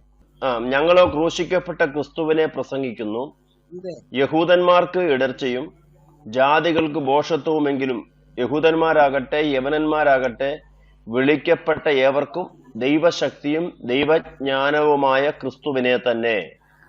എന്റെ പൊന്നു പീഡിയക്കലെ, താങ്കൾ ശ്രദ്ധിച്ചൊന്ന് കേൾക്കണം. ഞങ്ങൾ പ്രസംഗിക്കുന്ന സുവിശേഷം ഇതാ. അല്ലാണ്ട് താങ്കൾ പറഞ്ഞില്ലേ ഇമ്മിനന്റ് ആയിട്ട് വരാൻ പോകുന്ന യെരുശലേമിന്റെ നാശത്തിൽ നിന്നും ന്യായപ്രമാണത്തിന്റെ കീഴിൽ നിന്നും ശാപത്തിൽ നിന്നും മതരീതികളിൽ നിന്നൊക്കെ ഇറങ്ങി ഓടിക്കോ എന്ന് പറയുന്ന രക്ഷയാണ് പെന്തക്കോസ്തുകാർ പ്രസംഗിക്കുന്നതെന്ന്. ഇവിടെ പെന്തക്കോസ്തുകാരും ബ്രദറുകാരും ബാപ്റ്റിസ്റ്റുകാരും ഇവാഞ്ചലിക്കൽ ചർച്ചുകാരും CSIക്കാരും ഒന്നും പ്രസംഗിക്കുന്നത് താങ്കൾ പറഞ്ഞതല്ല. പിന്നെ എന്താ പ്രസംഗിക്കുന്നത്? ഞങ്ങളോ ക്രൂശിക്കപ്പെട്ട ക്രിസ്തുവിനെയാണ് പ്രസംഗിക്കുന്നത്. എന്ന് പറഞ്ഞാൽ യേശു ക്രിസ്തുവിന്റെ ക്രൂശ് മരണത്തെ മുൻനിർത്തിയുള്ള സുവിശേഷമാണ് ഞങ്ങൾ പ്രസംഗിക്കുന്നത്. ഇത് പ്രസംഗിക്കാൻ പാടില്ല എന്ന് താങ്കൾ പറയുന്നതിന് കാരണം താങ്കളിൽ ഏതോ ഒരു ദുർബോധം പ്രവർത്തിക്കുന്നുണ്ട്. താങ്കൾ പിശാചിന്റെ കെണിയിൽപ്പെട്ടുപോയി. അതുകൊണ്ടാണ് ഇത് പ്രസംഗിക്കരുതെന്ന് പറയുന്നത്. പൗലോസ് എന്താ പറയുന്നത്? ഞങ്ങളോ ക്രൂശിക്കപ്പെട്ട ക്രിസ്തുവിനെ പ്രസംഗിക്കുന്നു. ആ പ്രസംഗത്തിന്റെ സവിശേഷത എന്താണ്? അത് യഹൂദന്മാർക്ക് ഇടർച്ചയാണ്. യഹൂദന്മാർക്ക് ക്രൂശിക്കപ്പെട്ട ക്രിസ്തുവിനെ കുറിച്ച് കേൾക്കുന്ന ഇഷ്ടമല്ല. ജാതികൾക്ക് അത് മണ്ടത്തരമായിട്ടാണ് തോന്നുന്നത്. എന്ന് പറഞ്ഞാൽ ഇന്ത്യക്കാരായ ആളുകൾക്ക് ക്രൂശിൽ മരിച്ചവനിൽ വിശ്വസിക്കുമ്പോൾ പാപമോചനവും വീണ്ടെടുപ്പും ഉണ്ടെന്ന് പറയുന്നത് മോക്ഷത്വമായിട്ടാണ് ഇന്ത്യ പോലുള്ള രാജ്യങ്ങളിൽ, അല്ലെങ്കിൽ യവനന്മാർക്ക്, അങ്ങനെയുള്ള ഏത് ജാതി ഗോത്രങ്ങളിൽ പെടുന്നവനും തോന്നുന്നത് ഇത് മണ്ടത്തരമായിട്ടാണ് തോന്നുന്നത്. സംശയമുണ്ടെങ്കിൽ നിങ്ങൾ ഗാന്ധിജിയുടെ എന്റെ സത്യാന്വേഷണ പരീക്ഷണങ്ങൾ എന്ന പുസ്തകം വായിക്കുക. അവിടെ ഗാന്ധിയോട് വളരെ വ്യക്തമായി ബ്രദറുകാരൻ തീർച്ചയായിട്ടും പറഞ്ഞിട്ടുണ്ട്. വീട്ടിൽ വിളിച്ചുകൊണ്ട് ഭക്ഷണം കൊടുത്തിട്ടുണ്ട്, ചില പുസ്തകങ്ങൾ കൊടുത്തിട്ടുണ്ട്. വ്യക്തമായി ഗോസ്പൽ കേട്ടതിന് ശേഷം ഗാന്ധി, ചില നാളുകൾക്ക് ശേഷം ഗാന്ധി സത്യാന്വേഷണ പരീക്ഷണം എഴുതുമ്പോൾ അദ്ദേഹം പറഞ്ഞത്, I can't believe in the substitutionary death of Christ. By the death of one man how can the sin of the whole world be washed away? അതെനിക്ക് വിശ്വസിക്കാൻ പറ്റില്ലെന്ന് അദ്ദേഹം പറഞ്ഞത്. ഒരൊറ്റ മനുഷ്യന്റെ മരണത്തിലൂടെ മുഴു ലോകത്തിന്റെയും പാപങ്ങൾക്ക് പരിഹാരമുണ്ടെന്നും അത് സബ്സ്റ്റിറ്റ്യൂഷൻ ആണെന്നുമുള്ള കാര്യം, അത് പ്രതിപകരമാണെന്നുള്ള കാര്യം എനിക്ക് വിശ്വസിക്കാൻ പറ്റില്ല എന്ന MK ഗാന്ധി പറഞ്ഞത്. ഒരു ടിപ്പിക്കൽ ഹിന്ദുവിന് ഇത് മോക്ഷത്വമായി തോന്നാം. അപ്പൊ ഞങ്ങൾ ഇന്നും പ്രസംഗിക്കുന്നത് ഇതാണ്. ഏത് കാര്യം? യേശുക്രിസ്തു ക്രൂശിക്കപ്പെട്ടു എന്നും ക്രൂശിക്കപ്പെട്ട യേശുക്രിസ്തുവിൽ വിശ്വസിക്കുന്ന ആർക്കൊക്കെയാണ്? ശ്രദ്ധിച്ച് കേട്ടോണം കേട്ടോ. പീഡിയക്കിലെ ജിജിയുടെ അടിമകളൊന്ന് ശ്രദ്ധിച്ച് കേട്ടോണം വാക്യം. യഹൂദന്മാർക്കാകട്ടെ യവനന്മാർക്കാകട്ടെ. ഈ ബൈബിളിന്റെ യൂസേജിൽ യഹൂദൻ എന്ന് പറഞ്ഞാൽ യഹൂദനും യവനൻ എന്ന് പറഞ്ഞാൽ യഹൂദൻ അല്ലാത്ത വിജാതീയരെയും കുറിക്കാൻ വേണ്ടിയാണ് ഉപയോഗിച്ചിരിക്കുന്നത്. ഇനി കൾച്ചർലെസ് ആയിട്ടുള്ള ആളുകളെ ആണെങ്കിൽ ബർബേറിയൻസ് എന്ന വാക്ക് അവർ ഉപയോഗിക്കും. ഇവിടെ യഹൂദനും യഹൂദൻ അല്ലാത്തവർക്കും ദൈവജ്ഞാനമാണ് ക്രിസ്തു. അപ്പൊ ഞങ്ങൾ പ്രസംഗിക്കുന്നത് യേശു ക്രിസ്തുവിന്റെ ക്രൂശുമരണത്തെയും ആ ക്രൂശുമരണത്തിലൂടെ ദൈവം കൊടുക്കുന്ന പാപമോചനത്തെയും. മറ്റു വാക്യങ്ങൾ ഞാനിപ്പോ വായിച്ചു കേൾപ്പിക്കാം. അപ്പൊ അത് ആ ഒരു ഒറ്റ മെസ്സേജ് മതി യഹൂദനും യവനനും. പിടിക്കലിന് മനസ്സിലായോ? യഹൂദിന് വേണ്ടി മറ്റൊരു ഗോസ്പൽ എന്നും പറഞ്ഞ് താങ്കൾ വേറൊരു സാധനം കൊണ്ട് പെന്തക്കോസ്തുകാരുടെ തലയിൽ വെച്ചു. ആ സാധനത്തെ കുറിച്ചല്ല ഇവിടെ പൗലോസ് പറയുന്നത്. യഹൂദിന്റെ മുൻപിലാണെങ്കിലും പൗലോസ് പ്രസംഗിച്ചത് ക്രൂശിക്കപ്പെട്ട ക്രിസ്തുവിനെ. അല്ലാണ്ട് താങ്കൾ പറഞ്ഞതുപോലെ അയ്യോ യെരൂശലേമിന്റെ നാശം വരുന്നേ, ന്യായപ്രമാണത്തിന് കീഴിൽ നിന്ന് ഓടിക്കൂ, ശാപമുണ്ട്, ഇവിടെ ഇതെല്ലാം പ്രശ്നമാണ്, നിങ്ങൾ ഓടി രക്ഷപ്പെട്ടോ, ഇവിടെ ന്യായപ്രമാണത്തിന് ശിക്ഷാവിധി എന്നൊക്കെ നിങ്ങൾ ഓടിപ്പൊക്കോ, ഇതല്ല പൗലോസ് പ്രസംഗിച്ചത്. എന്നാൽ പൗലോസ് പഠിപ്പിച്ചു, ന്യായപ്രമാണത്തിന്റെ പ്രവൃത്തികളാൽ ഒരു ജഡവും നീതീകരിക്കപ്പെടുകയില്ല. ന്യായപ്രമാണത്തിന്റെ നീതി അത് ചെയ്യുന്നവന് മാത്രമേ ലഭിക്കത്തുള്ളൂ. എന്നാൽ മനുഷ്യൻ തന്റെ ജഡത്താലുള്ള ബലഹീനത നിമിത്തം ന്യായപ്രമാണത്തിന്റെ പ്രവൃത്തികളെ പരിപൂർണമായും ചെയ്യുവാൻ അവന് കഴിവില്ല. ഈ കാര്യം പൗലോസ് പറഞ്ഞു. ന്യായപ്രമാണം ക്രിസ്തുവിങ്കിലേക്കുള്ള ശിശുപാലകനാണ്. ഈ ശിശുപാലകൻ യാഥാർത്ഥ്യം വരുന്നത് വരെ മാത്രമേ ഉള്ളൂ. അത് നിഴലായിരുന്നു എന്നെല്ലാം പൗലോസ് പറഞ്ഞിട്ടുണ്ട്. അതുകൊണ്ട് പൗലോസ് യഹൂദന്റെ ഇടയിൽ ചെല്ലുമ്പം ശുഭപീഡിക്കൽ ആദ്യം പറഞ്ഞ കാര്യമുണ്ടല്ലോ ആ റൂമില്, ഇതാണ് യഹൂദന്മാരുടെ ഇടയിലെ ഗോസ്പൽ എന്ന് പറഞ്ഞ് പൗലോസ് അതല്ല പ്രസംഗിച്ചത്. പീഡിയക്കലെ പൗലോസ് പ്രസംഗിച്ചത് ക്രൂശിക്കപ്പെട്ട ക്രിസ്തുവിനെയാണ്.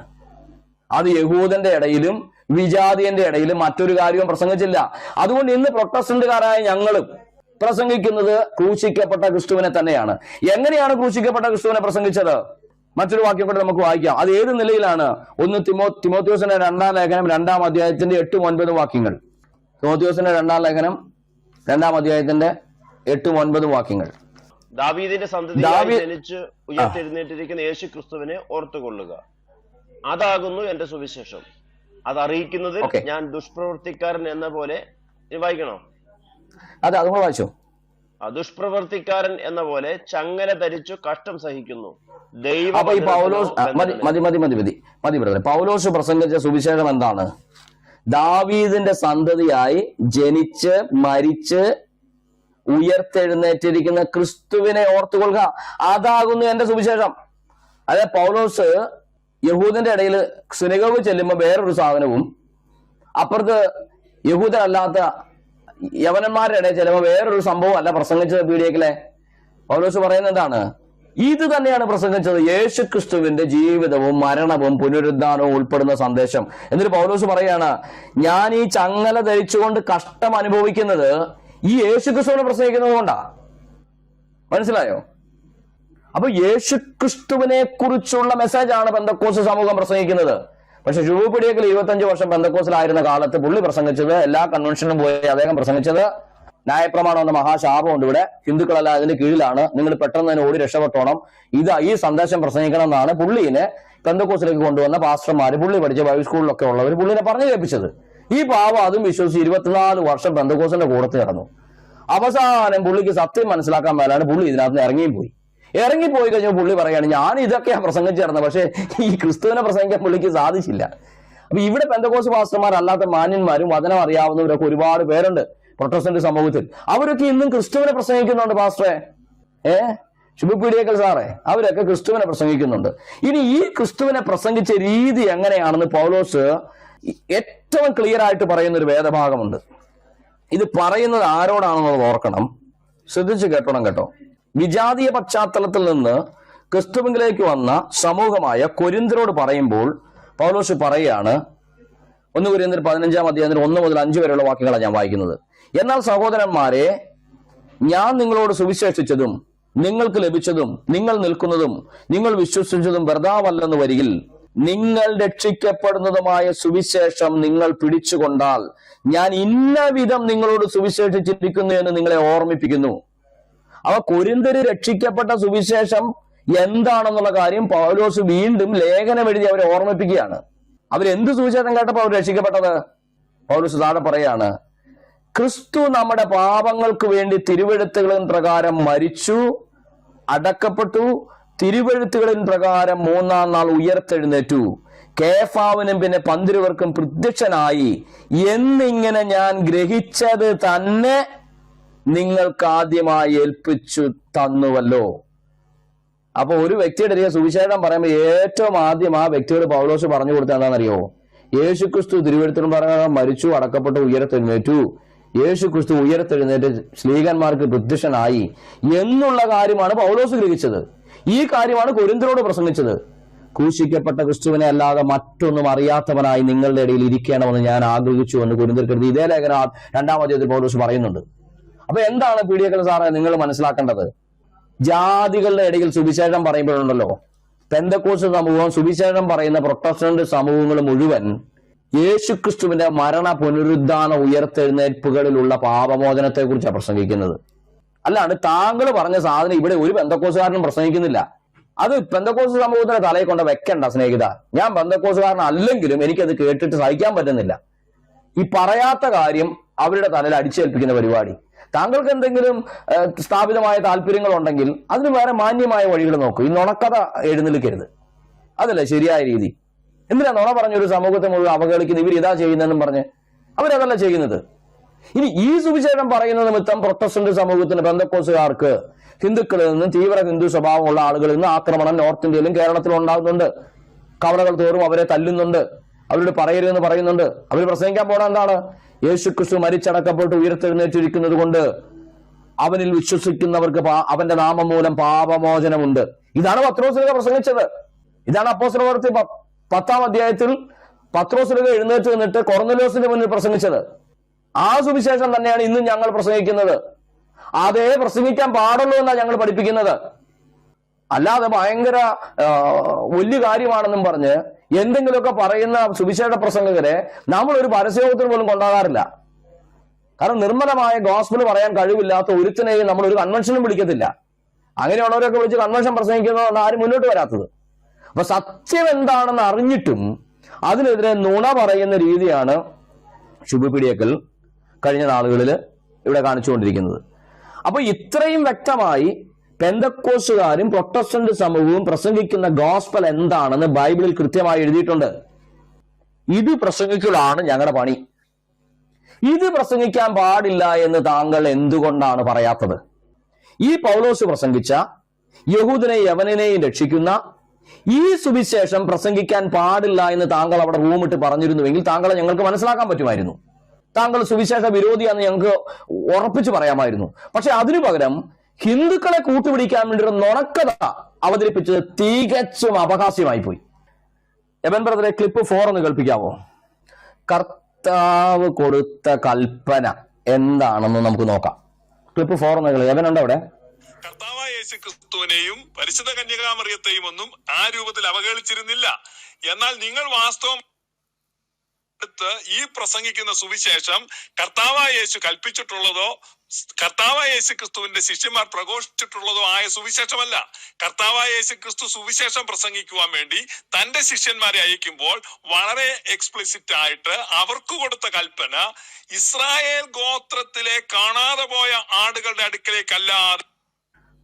മതി. ശിവപീഡികർ പറയുന്നത് പെന്തക്കോസ്ത് പാസ്റ്റർമാര് ഓടിപ്പോയിട്ട് സുവിശേഷം എന്ന പേരിൽ ഇവിടെ മറിയനെ പരിഹസിക്കുകയാണ്, അങ്ങനെയൊക്കെ പുള്ളി പറയുന്നത്. പുള്ളിക്ക് ആവശ്യമെന്ന് പറയുന്നത് മനസ്സിലായല്ലോ. പെന്തക്കോസ്തുകാരനാണ് സകല പ്രശ്നത്തിനും കാരണക്കാരനെന്ന് വരുത്തി കഴിഞ്ഞാൽ പുള്ളിയുടെ ഹേറ്റഡ് ഗോസ്പല് കൂടുതൽ വിജയിക്കും.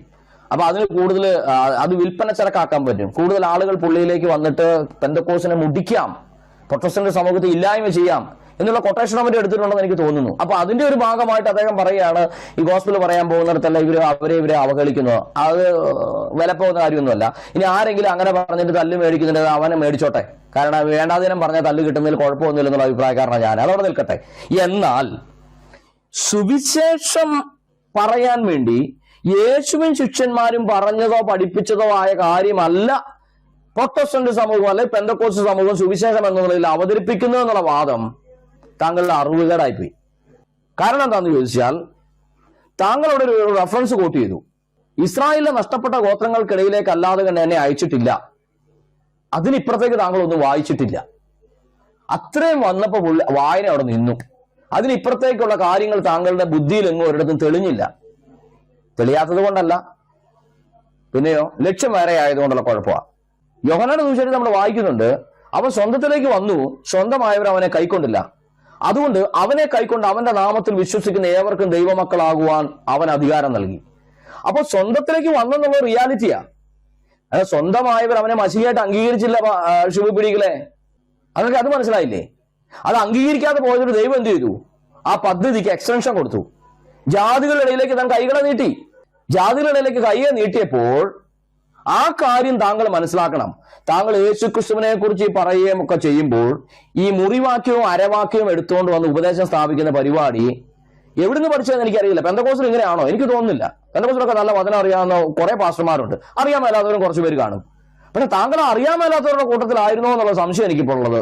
ഈ അരവാക്യം മുറിവാക്യം എടുത്തുകൊണ്ട് പ്രസംഗിക്കുന്ന കാര്യം സ്ഥാപിക്കാൻ നിൽക്കുന്ന താങ്കൾക്ക് അല്പമെങ്കിലും, ഈ പെന്തക്കോസ്തിൽ കുറെ കാലം നിന്നതല്ലേ, ഒരു മണമെങ്കിലും വേണ്ടേ? മുല്ലപ്പൂമ്പൊടി ഏറ്റുകിടക്കും കല്ലിനുമുണ്ട സൗരഭ്യം എന്ന് പറയുന്നത് പോലെ ഒരു അല്പം സൗരഭ്യമൊക്കെ ഞാൻ പ്രതീക്ഷിച്ചു. പക്ഷെ അതില്ല. ഞാൻ 2 വാക്യങ്ങൾ വായിച്ചു കേൾപ്പിക്കാം.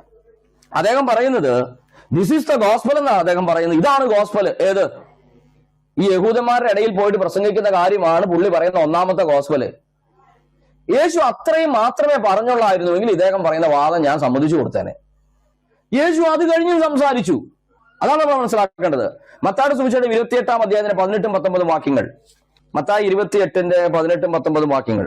അവിടെ നമ്മൾ വായിക്കുന്നത് ഇങ്ങനെയാണ്. കർത്താവ് ഉയർത്തെഴുന്നേറ്റ കർത്താവ് ശിഷ്യന്മാരോട് പറയുകയാണ്, അവസാനത്തെ കൽപ്പന കൊടുക്കുമ്പോൾ, യേശു അടുത്തു എന്ന് സ്വർഗത്തിലും ഭൂമിയിലും സകല അധികാരവും എനിക്ക് നൽകപ്പെട്ടിരിക്കുന്നു. ആകയാൽ നിങ്ങൾ പുറപ്പെട്ട് പിതാവിനെയും പുത്രനെയും പരിശുദ്ധാത്മാവിനെയും നാമത്തിൽ സ്നാനം കഴിപ്പിച്ചും ഞാൻ നിങ്ങളോട് കൽപ്പിച്ചതൊക്കെയും പ്രമാണിപ്പാൻ തക്കവണ്ണം ഉപദേശിച്ചും കൊണ്ട് സകല ജാതികളെയും ശിഷ്യരാക്കിക്കൊള്ളുവിൻ. അപ്പൊ ഇദ്ദേഹം എന്താ പറഞ്ഞത്? യേശു അപ്പോസ്തലന്മാരെ പറഞ്ഞു വിട്ടതും യേശു പ്രസംഗിച്ചതും എല്ലാം യഹൂദന്മാരുടെ ഇടയിലേക്ക് പൊക്കോളാനാണ്. അപ്പൊ എന്നാ പിന്നെ ഇദ്ദേഹത്തിന്റെ ബൈബിളിൽ മത്തായിയുടെ സുവിശേഷം 28-ന്റെ 19-ാമത്തെ വാക്യം ഇല്ലായിരിക്കും. ആശ്രയ അത് കീറിക്കളഞ്ഞോ? സകല ജാതികളുടെ അടുക്കിലേക്ക് പോകാനാണ് ഉയർത്തെഴുന്നേറ്റ കർത്താവ് പറഞ്ഞത്. ആ കൽപ്പന ആർക്കാ കൊടുത്തത്? അപ്പോസ്തലന്മാർക്കാ കൊടുത്തത്. സ്ലീഹന്മാർക്ക് കൊടുത്ത കൽപ്പനയിൽ എല്ലാ ജാതികളോടും സുവിശേഷം പറയണമെന്നുള്ള കൽപ്പന അവിടെ ഉള്ളത്. അപ്പൊ താങ്കൾ ഇപ്പോഴും അവിടെ ഇരുന്നിട്ട് പറയാണ് യേശു ശിഷ്യന്മാരെ അയച്ചു. യേശു ശിഷ്യന്മാരെ ഏതാ? 70 പേരെ വിട്ട കാര്യം കക്ഷി എടുത്തോണ്ട് വരുന്നത്. 70 പേരെ വിട്ടതിന് പിന്നെ വർഷം കഴിഞ്ഞ സഹോദര, പിന്നെ 1.5 വർഷം കൊണ്ട് കഴിയുമ്പോൾ യേശു ക്രൂശിൽ മരിച്ചു, ഉയർത്തെഴുന്നേറ്റു. 40 നാളുകൾ ശിഷ്യന്മാർക്ക് പ്രത്യക്ഷനായിക്കൊണ്ടിരുന്നു. അതിലിടയിലുള്ള ഒരു പ്രത്യക്ഷതയിൽ യേശു ശിഷ്യന്മാരോട് ഇതും പറഞ്ഞു, നിങ്ങൾ സകല ജാതികളുടെ ഇടയിൽ പോലും സുവിശേഷം പറയണമെന്ന്. അപ്പൊ താങ്കൾ എന്ത് അത് മനസ്സിലാക്കാത്തത് സ്ഥാപിത താല്പര്യം വരുമ്പോൾ, ഹേറ്റഡ് മനസ്സ് നിറയുമ്പോൾ ഉള്ള കുഴപ്പമാണത്. ബൈബിളിൽ നിന്ന് ചെറിപ്പിക്കിങ് നടത്തും. എന്നിട്ട് അത് കൊണ്ടുവന്ന് വലിയ കുത്തി നിറച്ച് കണ്ട് എന്താ പറയുന്നത്, പണ്ട് കാലത്തെ ഈ ബീരങ്കി ലോഡ് ചെയ്യുന്ന പോലെ കുത്തി നിറച്ച് ഇടിച്ച് കുറെ ചകിരിയൊക്കെ കൂട്ടി കുറെ അതിനകത്തൂടെ കച്ചിയൊക്കെ കൂട്ടി ടൈറ്റ് ആക്കിയതിനു ശേഷം മൂട്ടി തീരും, ഒരു തീയും ഒരു പുകയും. അപ്പൊ ചുറ്റും ഇരിക്കുന്ന ആളോ വെട്ടി ഒന്നും കൊണ്ടില്ല, ചീറ്റിപ്പോയത്. മനസ്സിലായോ? പിടിയേക്കൽ സാറിന് മനസ്സിലായോ? ചീറ്റിപ്പോയി, സംഭവം ഒരിടത്തും കൊണ്ടില്ല. അതിന് കാരണം യേശു കൃത്യമായിട്ട് പറഞ്ഞു ജാതികളുടെ ഇടയിലേക്ക് സുവിശേഷവുമായിട്ട് പോകാൻ, അല്ലാണ്ട് യഹൂദന്റെ ഇടയിലേക്ക് മാത്രം പോകാനല്ല പറഞ്ഞത്. അതുകൊണ്ട് ജാതികളുടെ ഇടയിൽ പറയാൻ സാധിക്കുന്ന ഒരു ഗോസ്പൽ കർത്താവിന്റെ പുനരുദ്ധാന ശേഷം ശിഷ്യന്മാർക്ക് കർത്താവ് 40 ദിവസം കൊണ്ട് ടീച്ച് ചെയ്ത് കൊടുത്തിരുന്നു. ഇതേ കാര്യം ലൂക്കോസിന്റെ സുവിശേഷം 24:47 നമ്മൾ വായിക്കുന്നുണ്ട്. ലൂക്കോസ് 24:47 കർത്താവോടെ പറയുന്നത് എന്താണ്? ലൂക്കോസിന്റെ സുവിശേഷത്തിൽ ഞാൻ ആ വാക്യം ഒന്ന് വായിക്കാം. അവിടെയും താങ്കൾ ഇതൊന്നും കാണാത്തത് കൊണ്ടാണോ എന്ന് എനിക്കറിയത്തില്ല. ക്രിസ്തു കഷ്ടം അനുഭവിക്കുകയും 3-ാം നാൾ മരിച്ചവരിൽ നിന്ന് ഉയർത്തെഴുന്നേൽക്കുകയും അവന്റെ നാമത്തിൽ മാനസാന്തരവും പാപമോചനവും യെരൂശലേമിൽ തുടങ്ങി സകല ജാതികളിലും പ്രസംഗിക്കുകയും വേണം എന്നിങ്ങനെ എഴുതിയിരിക്കുന്നു. ഇതിന് നിങ്ങൾ സാക്ഷികളാകുന്നു. അപ്പൊ ഈ എഴുതിയിരിക്കുന്നു പറയുന്നത് എവിടെയാണെന്ന് പീഡിയക്കലിന് മനസ്സിലായോ? ഓർത്തഡോക്സുകാരുടെ ലിറ്ററജിക്കകത്ത് എഴുതിയിട്ടുണ്ടെന്നുള്ളതല്ല. അങ്ങനെയല്ല, പഴയ നിയമത്തിൽ എഴുതിയിട്ടുണ്ടെന്ന്. ഏത്?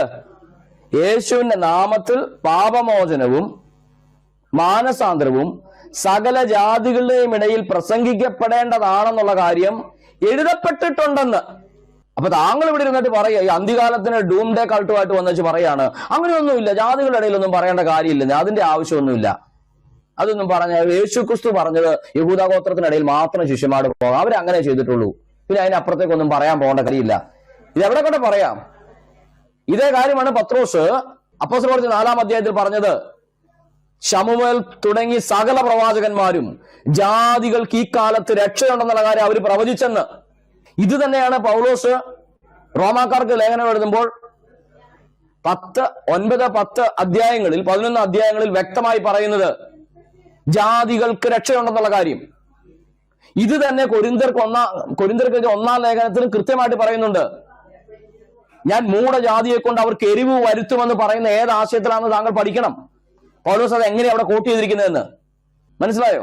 ജനമല്ലാത്തവരിലേക്ക് അവൻ കൈനീട്ടുമെന്ന് പറഞ്ഞിരിക്കുന്ന ഏത് ആശയത്തിലാണെന്ന് പൗലോസ് കൊണ്ടുവരുന്നത് താങ്കൾ മനസ്സിലാക്കണം. ഇതൊന്നും മനസ്സിലാക്കാതെ കണ്ട് യേശു ശിഷ്യന്മാരെ യഹൂദഗോത്രത്തിന്റെ അടുക്കിലേക്ക് വിട്ടിട്ടുള്ളെന്ന് പറയുമ്പോൾ മരണപുനരുദ്ധാന ശേഷമുള്ള യേശു പറഞ്ഞ കാര്യങ്ങളുടെ താങ്കളുടെ പഠനത്തിൽ ചേർക്കണം. അത് ചേർത്തിരുന്നുവെങ്കിൽ താങ്കൾ ഈ വിഡ്ഢിത്തരം എഴുന്നള്ളിക്കില്ലായിരുന്നു, ഈ അബദ്ധം വിളിച്ചു പറഞ്ഞ ആൾ കളിക്കാൻ ശ്രമിക്കില്ലായിരുന്നു. അപ്പോസ്തലപ്രവൃത്തി 1-ാം അധ്യായത്തിന്റെ 8-ാമത്തെ വാക്യം സ്വർഗാരോഹണത്തിന് തൊട്ടു മുമ്പ് കർത്താവ് ശിഷ്യന്മാരോട് പറഞ്ഞതാണ്. അവിടെ പറഞ്ഞ എങ്ങനെയാണ്? നിങ്ങൾ ഉയരത്തിൽ നിന്ന് ശക്തി ലഭിച്ച് യെരൂശലേമിലും ശമരിയിലും യഹൂദയിൽ എല്ലായിടത്തും ഭൂമിയുടെ അറ്റത്തോളം എന്റെ സാക്ഷികളാകും.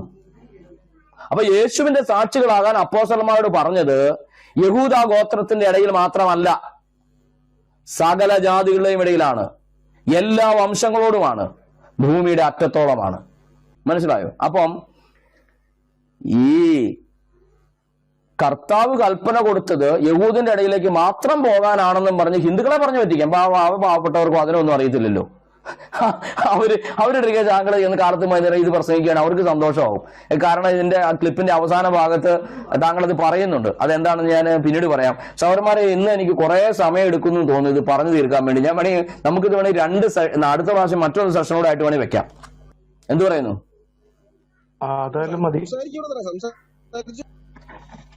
ഇത് കുറെ ഉണ്ട് ബ്രദറെ, ഇത് കുറെ മണ്ടത്തരങ്ങളുണ്ട്. അതുകൊണ്ടാണ് ഞാൻ ഈ പറയുന്നത്. അപ്പം കേരളത്തിലുള്ള അദ്ദേഹം പറയുന്ന ഒരു വാക്ക് ഇങ്ങനെയാണ്: കേരളത്തിലുള്ളവർ പണ്ടേ രക്ഷിക്കപ്പെട്ടവരാണ് എന്ന് പറഞ്ഞാല് ഇദ്ദേഹത്തിന്റെ വാദം അനുസരിച്ച് ഈ രക്ഷാസമയം എന്ന് പറയുന്നത് ന്യായപ്രമാണത്തിന്റെ കീഴിൽ നിന്നുള്ള വിടുതലിനെയാണ് ഇദ്ദേഹം രക്ഷ എന്ന് പറയുന്നത്. അപ്പൊ കേരളത്തിലുള്ളവർക്ക്, ഹിന്ദുക്കൾക്ക് ന്യായപ്രമാണം ഇല്ലാത്തത് കൊണ്ട് അവരെല്ലാം രക്ഷിക്കപ്പെട്ട് ഇരിക്കുന്നവരാണ്. അപ്പോൾ തന്നെ ഇദ്ദേഹം പറയാണ് ഈ ന്യായപ്രമാണം യഹൂദിന് മാത്രം കൊടുത്തിരിക്കുന്നതാണ്, യഹൂദനാണ് അതിന്റെ കീഴിലുള്ളത്. പ്രൊട്ടസ്റ്റന്റ് സമൂഹം, പെന്തക്കോസ്ത് സമൂഹം ഈ ഹിന്ദുക്കളുടെ മുന്നിൽ ചെന്നിട്ട് അവർ ന്യായപ്രമാണത്തിന്റെ കീഴിലുള്ളവരാണെന്ന് പറഞ്ഞ് നിങ്ങൾ രക്ഷപ്പെടണമെന്നാണ് പറയുന്നതെന്ന്. അപ്പൊ ഇദ്ദേഹത്തെ തന്നെ കോൺട്രഡിക്ട് ചെയ്യുകയാണ്. എങ്ങനെയാണ്?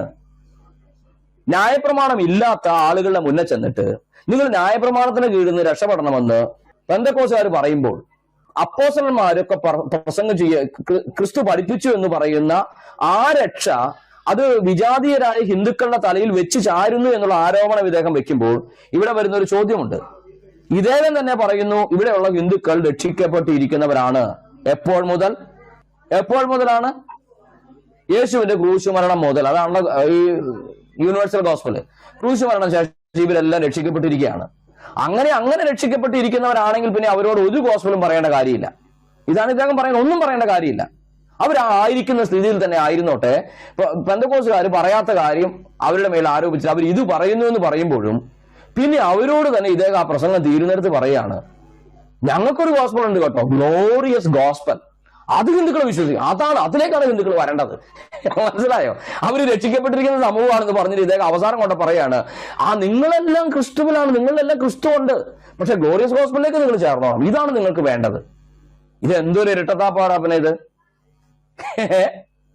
ഗ്ലോറിയസിൽ ആളെ കിട്ടാൻ വേണ്ടി എന്നാ പിന്നെ കാശ് കൊടുക്കാമെങ്കിൽ ബിരിയാണി ദിവസം 500 രൂപ കൊടുക്കാമെങ്കിൽ ഇവിടെ ഇഷ്ടം പോലെ എന്താ പറയുന്നത്, ഈ കേരളത്തിലാണെങ്കിൽ ബംഗാളികളെ കിട്ടും. ഇവിടെ നിങ്ങൾക്ക് സൂമിലുള്ള പരിപാടിയല്ലേ ഉള്ളൂ. അപ്പം പിന്നെ ഈ ഓൺലൈനിലുള്ള പരിപാടിയല്ലേ ഉള്ളൂ. അല്ലാതെ ഗ്ലോറിയസ് ഗോസ്പൽ എന്നൊരു സഭയും പ്രസ്ഥാനമൊന്നും അല്ലല്ലോ. ഇതൊരു കൂട്ടായ്മയല്ലേ. അതുകൊണ്ട് നിങ്ങൾക്ക് ഇങ്ങനെ ഇരുന്നുകൊണ്ട് എന്തെങ്കിലുമൊക്കെ പറയാം, എന്തെങ്കിലും വിടുവായുത്തരം പറഞ്ഞാൽ കൈയടിക്കാൻ ആളോടെന്ന് വിചാരിച്ച് ഇങ്ങനെയൊക്കെ പറയാൻ കൊള്ളാമോ വീഡിയോകളെ? 5-ാമത്തെ ക്ലിപ്പ് ഒന്ന് കേൾപ്പിക്കാമോ? 5-ാമത്തെ ക്ലിപ്പ്. വിശേഷം എന്തിന് കേരളത്തിൽ ന്യായപ്രമാണമില്ലാത്ത ഈ ഹൈന്ദവ ജനം ദേ ആർ ഓൾറെഡി ഫ്രീ. ന്യായപ്രമാണത്തിൽ നിന്നാണ് രക്ഷിക്കപ്പെടുന്നത്. അങ്ങനെയാകുമ്പോൾ ഈ കേരളത്തിലെ ജനങ്ങൾ രക്ഷിക്കപ്പെട്ടവരാണ്, പണ്ടേ രക്ഷിക്കപ്പെട്ടവരാണ്. അവരാർക്കും അടിമകളല്ല. They are already. ഇവർ കൊണ്ടുവരുന്ന ഈ സുവിശേഷം ഓൾറെഡി രക്ഷിക്കപ്പെട്ട ആളുകളോടാണ്. അപ്പൊ നിങ്ങൾ രക്ഷിക്കപ്പെട്ടതാണോ? നിങ്ങൾ രക്ഷിക്കപ്പെടേണ്ടതുണ്ട് എന്ന് പറയുമ്പോൾ നിങ്ങളെ അവർ ചതിക്കുകയാണ്. ഈ ചതിയും വഞ്ചനയും നടന്നിട്ടും എന്ന് ഇപ്പോൾ ചോദിക്കും. സുവിശേഷം 2 ഉണ്ട്. ഇറ്റേണൽ ഗോസ്പൽ അഥവാ എബൻ ബ്രദർ 5-ാമത്തെ ക്ലിപ്പല്ലേ കേൾപ്പിച്ചത്? ഓക്കെ. അപ്പൊ അദ്ദേഹം അതിൽ പറയുന്നത് ശ്രദ്ധിച്ചോ? കേരളത്തിലുള്ളവർ പണ്ടേ രക്ഷിക്കപ്പെട്ടവരാണ്. അപ്പൊ ഈ പണ്ടേ രക്ഷിക്കപ്പെട്ടിരിക്കുന്ന ആളുകളോട് ഇനിയിപ്പോ നിങ്ങൾ രക്ഷയുടെ കാര്യമൊന്നും പറയേണ്ട കാര്യമില്ല. ഇത് പറയുമ്പോൾ ഇവിടെ എന്തോ ഒരു കുഴപ്പമുണ്ടല്ലോ ഷിബു സാറേ, എന്തോ ഒരു കുഴപ്പമുണ്ട്. താങ്കളുടെ കുഴപ്പമാണ്, താങ്കളുടെ ഉപദേശത്തിന്റെ കുഴപ്പമാണെന്ന് എനിക്കറിയത്തില്ല. അത് താങ്കളുടെ മനസ്സിലാക്കലിന്റെ കുഴപ്പമാണത്. ഈ ഷിബു പിടിയക്കൽ സാറിന്റെ ടീച്ചിങ് അനുസരിച്ച് രക്ഷ എന്ന് പറയുന്നത്, അതായത് ക്രിസ്തുവും അപ്പോസ്തലന്മാരും പ്രസംഗിച്ച രക്ഷ എന്ന് പറയുന്നത് ന്യായപ്രമാണം വന്നതിന് ശേഷമുള്ള ഒരു വിഷയമാണ്. മനസ്സിലായോ? ന്യായപ്രമാണ യുഗത്തിന് മുൻപുള്ള ഒരു രക്ഷയെ കുറിച്ച് ഷിബു പീഡിയക്കൽ സാറ് സംസാരിക്കുന്നില്ല. യഹൂദിന് വന്നിരിക്കുന്ന രക്ഷ ന്യായപ്രമാണത്തിൽ നിന്നുള്ള രക്ഷയാണെന്ന് അദ്ദേഹം പറഞ്ഞത്. അപ്പൊ ന്യായപ്രമാണം വരുന്നതിന് മുമ്പ് ഇവിടെ കുറെ പേര് ജീവിച്ചല്ലോ. അവരെയൊക്കെ എന്ത് ചെയ്യും? ഈ അബ്രഹാമിന്റെ ഒക്കെ കാര്യം കട്ടപ്പൊക്കെയാണ്, നോഹയുടെ ഒക്കെ കാര്യം. ഇത് അറിയാൻ വേണ്ടി ചോദിക്കുക.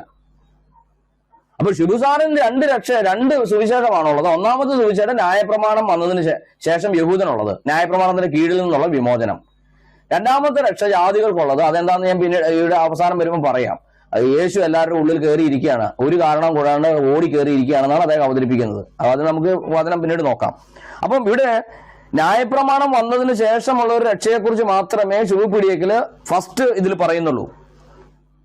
ന്യായപ്രമാണം ഇല്ലാത്തവരെല്ലാം പണ്ടേ രക്ഷിക്കപ്പെട്ടിരിക്കുകയാണ്. അപ്പൊ അവരെ സംബന്ധിച്ച് ഒന്നും നമ്മൾ ചെയ്യേണ്ടതില്ല. അവരുടെ എല്ലാം ഉള്ളിൽ കർത്താവ് കയറി ഓൾറെഡി തന്നെ കുടിയടപ്പ് നടത്തിയിരിക്കുകയാണ്. ഒരു പ്രശ്നവുമില്ല. നിങ്ങളായിട്ട് അവിടെ ചെന്നിട്ട് സുവിശേഷം പറയാനൊന്നും നിൽക്കരുത്. കാരണം അവരൊക്കെ ക്രിസ്തുവിൻ്റെതാണ്. നിങ്ങൾ എന്തിനാ ന്യായപ്രമാണത്തിന്റെ കീഴിലുള്ളവരോട് പറയേണ്ടത് സുവിശേഷം അവിടെ പോയി പറയേണ്ടത്? ഇതാണ് ഇദ്ദേഹം മുന്നോട്ട് വയ്ക്കുന്ന വാദം. അപ്പം കേരളത്തിലുള്ളവർ പണ്ടേ രക്ഷിക്കപ്പെട്ട ആളുകളാണെന്ന് പറയുമ്പോൾ എനിക്ക് മനസ്സിലാകാത്ത ഇദ്ദേഹം ഈ രക്ഷ എന്നതുകൊണ്ട് എന്താ ഉദ്ദേശിക്കുന്നത് എന്നുള്ളതാണ്.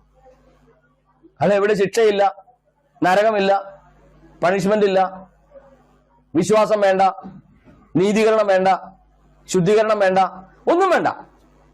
അവരൊക്കെ രക്ഷിക്കപ്പെട്ടിരിക്കുകയാണെന്ന് നിങ്ങൾ മനസ്സിലാക്കണം. Note the point. മനസ്സിലായില്ല അല്ലേ?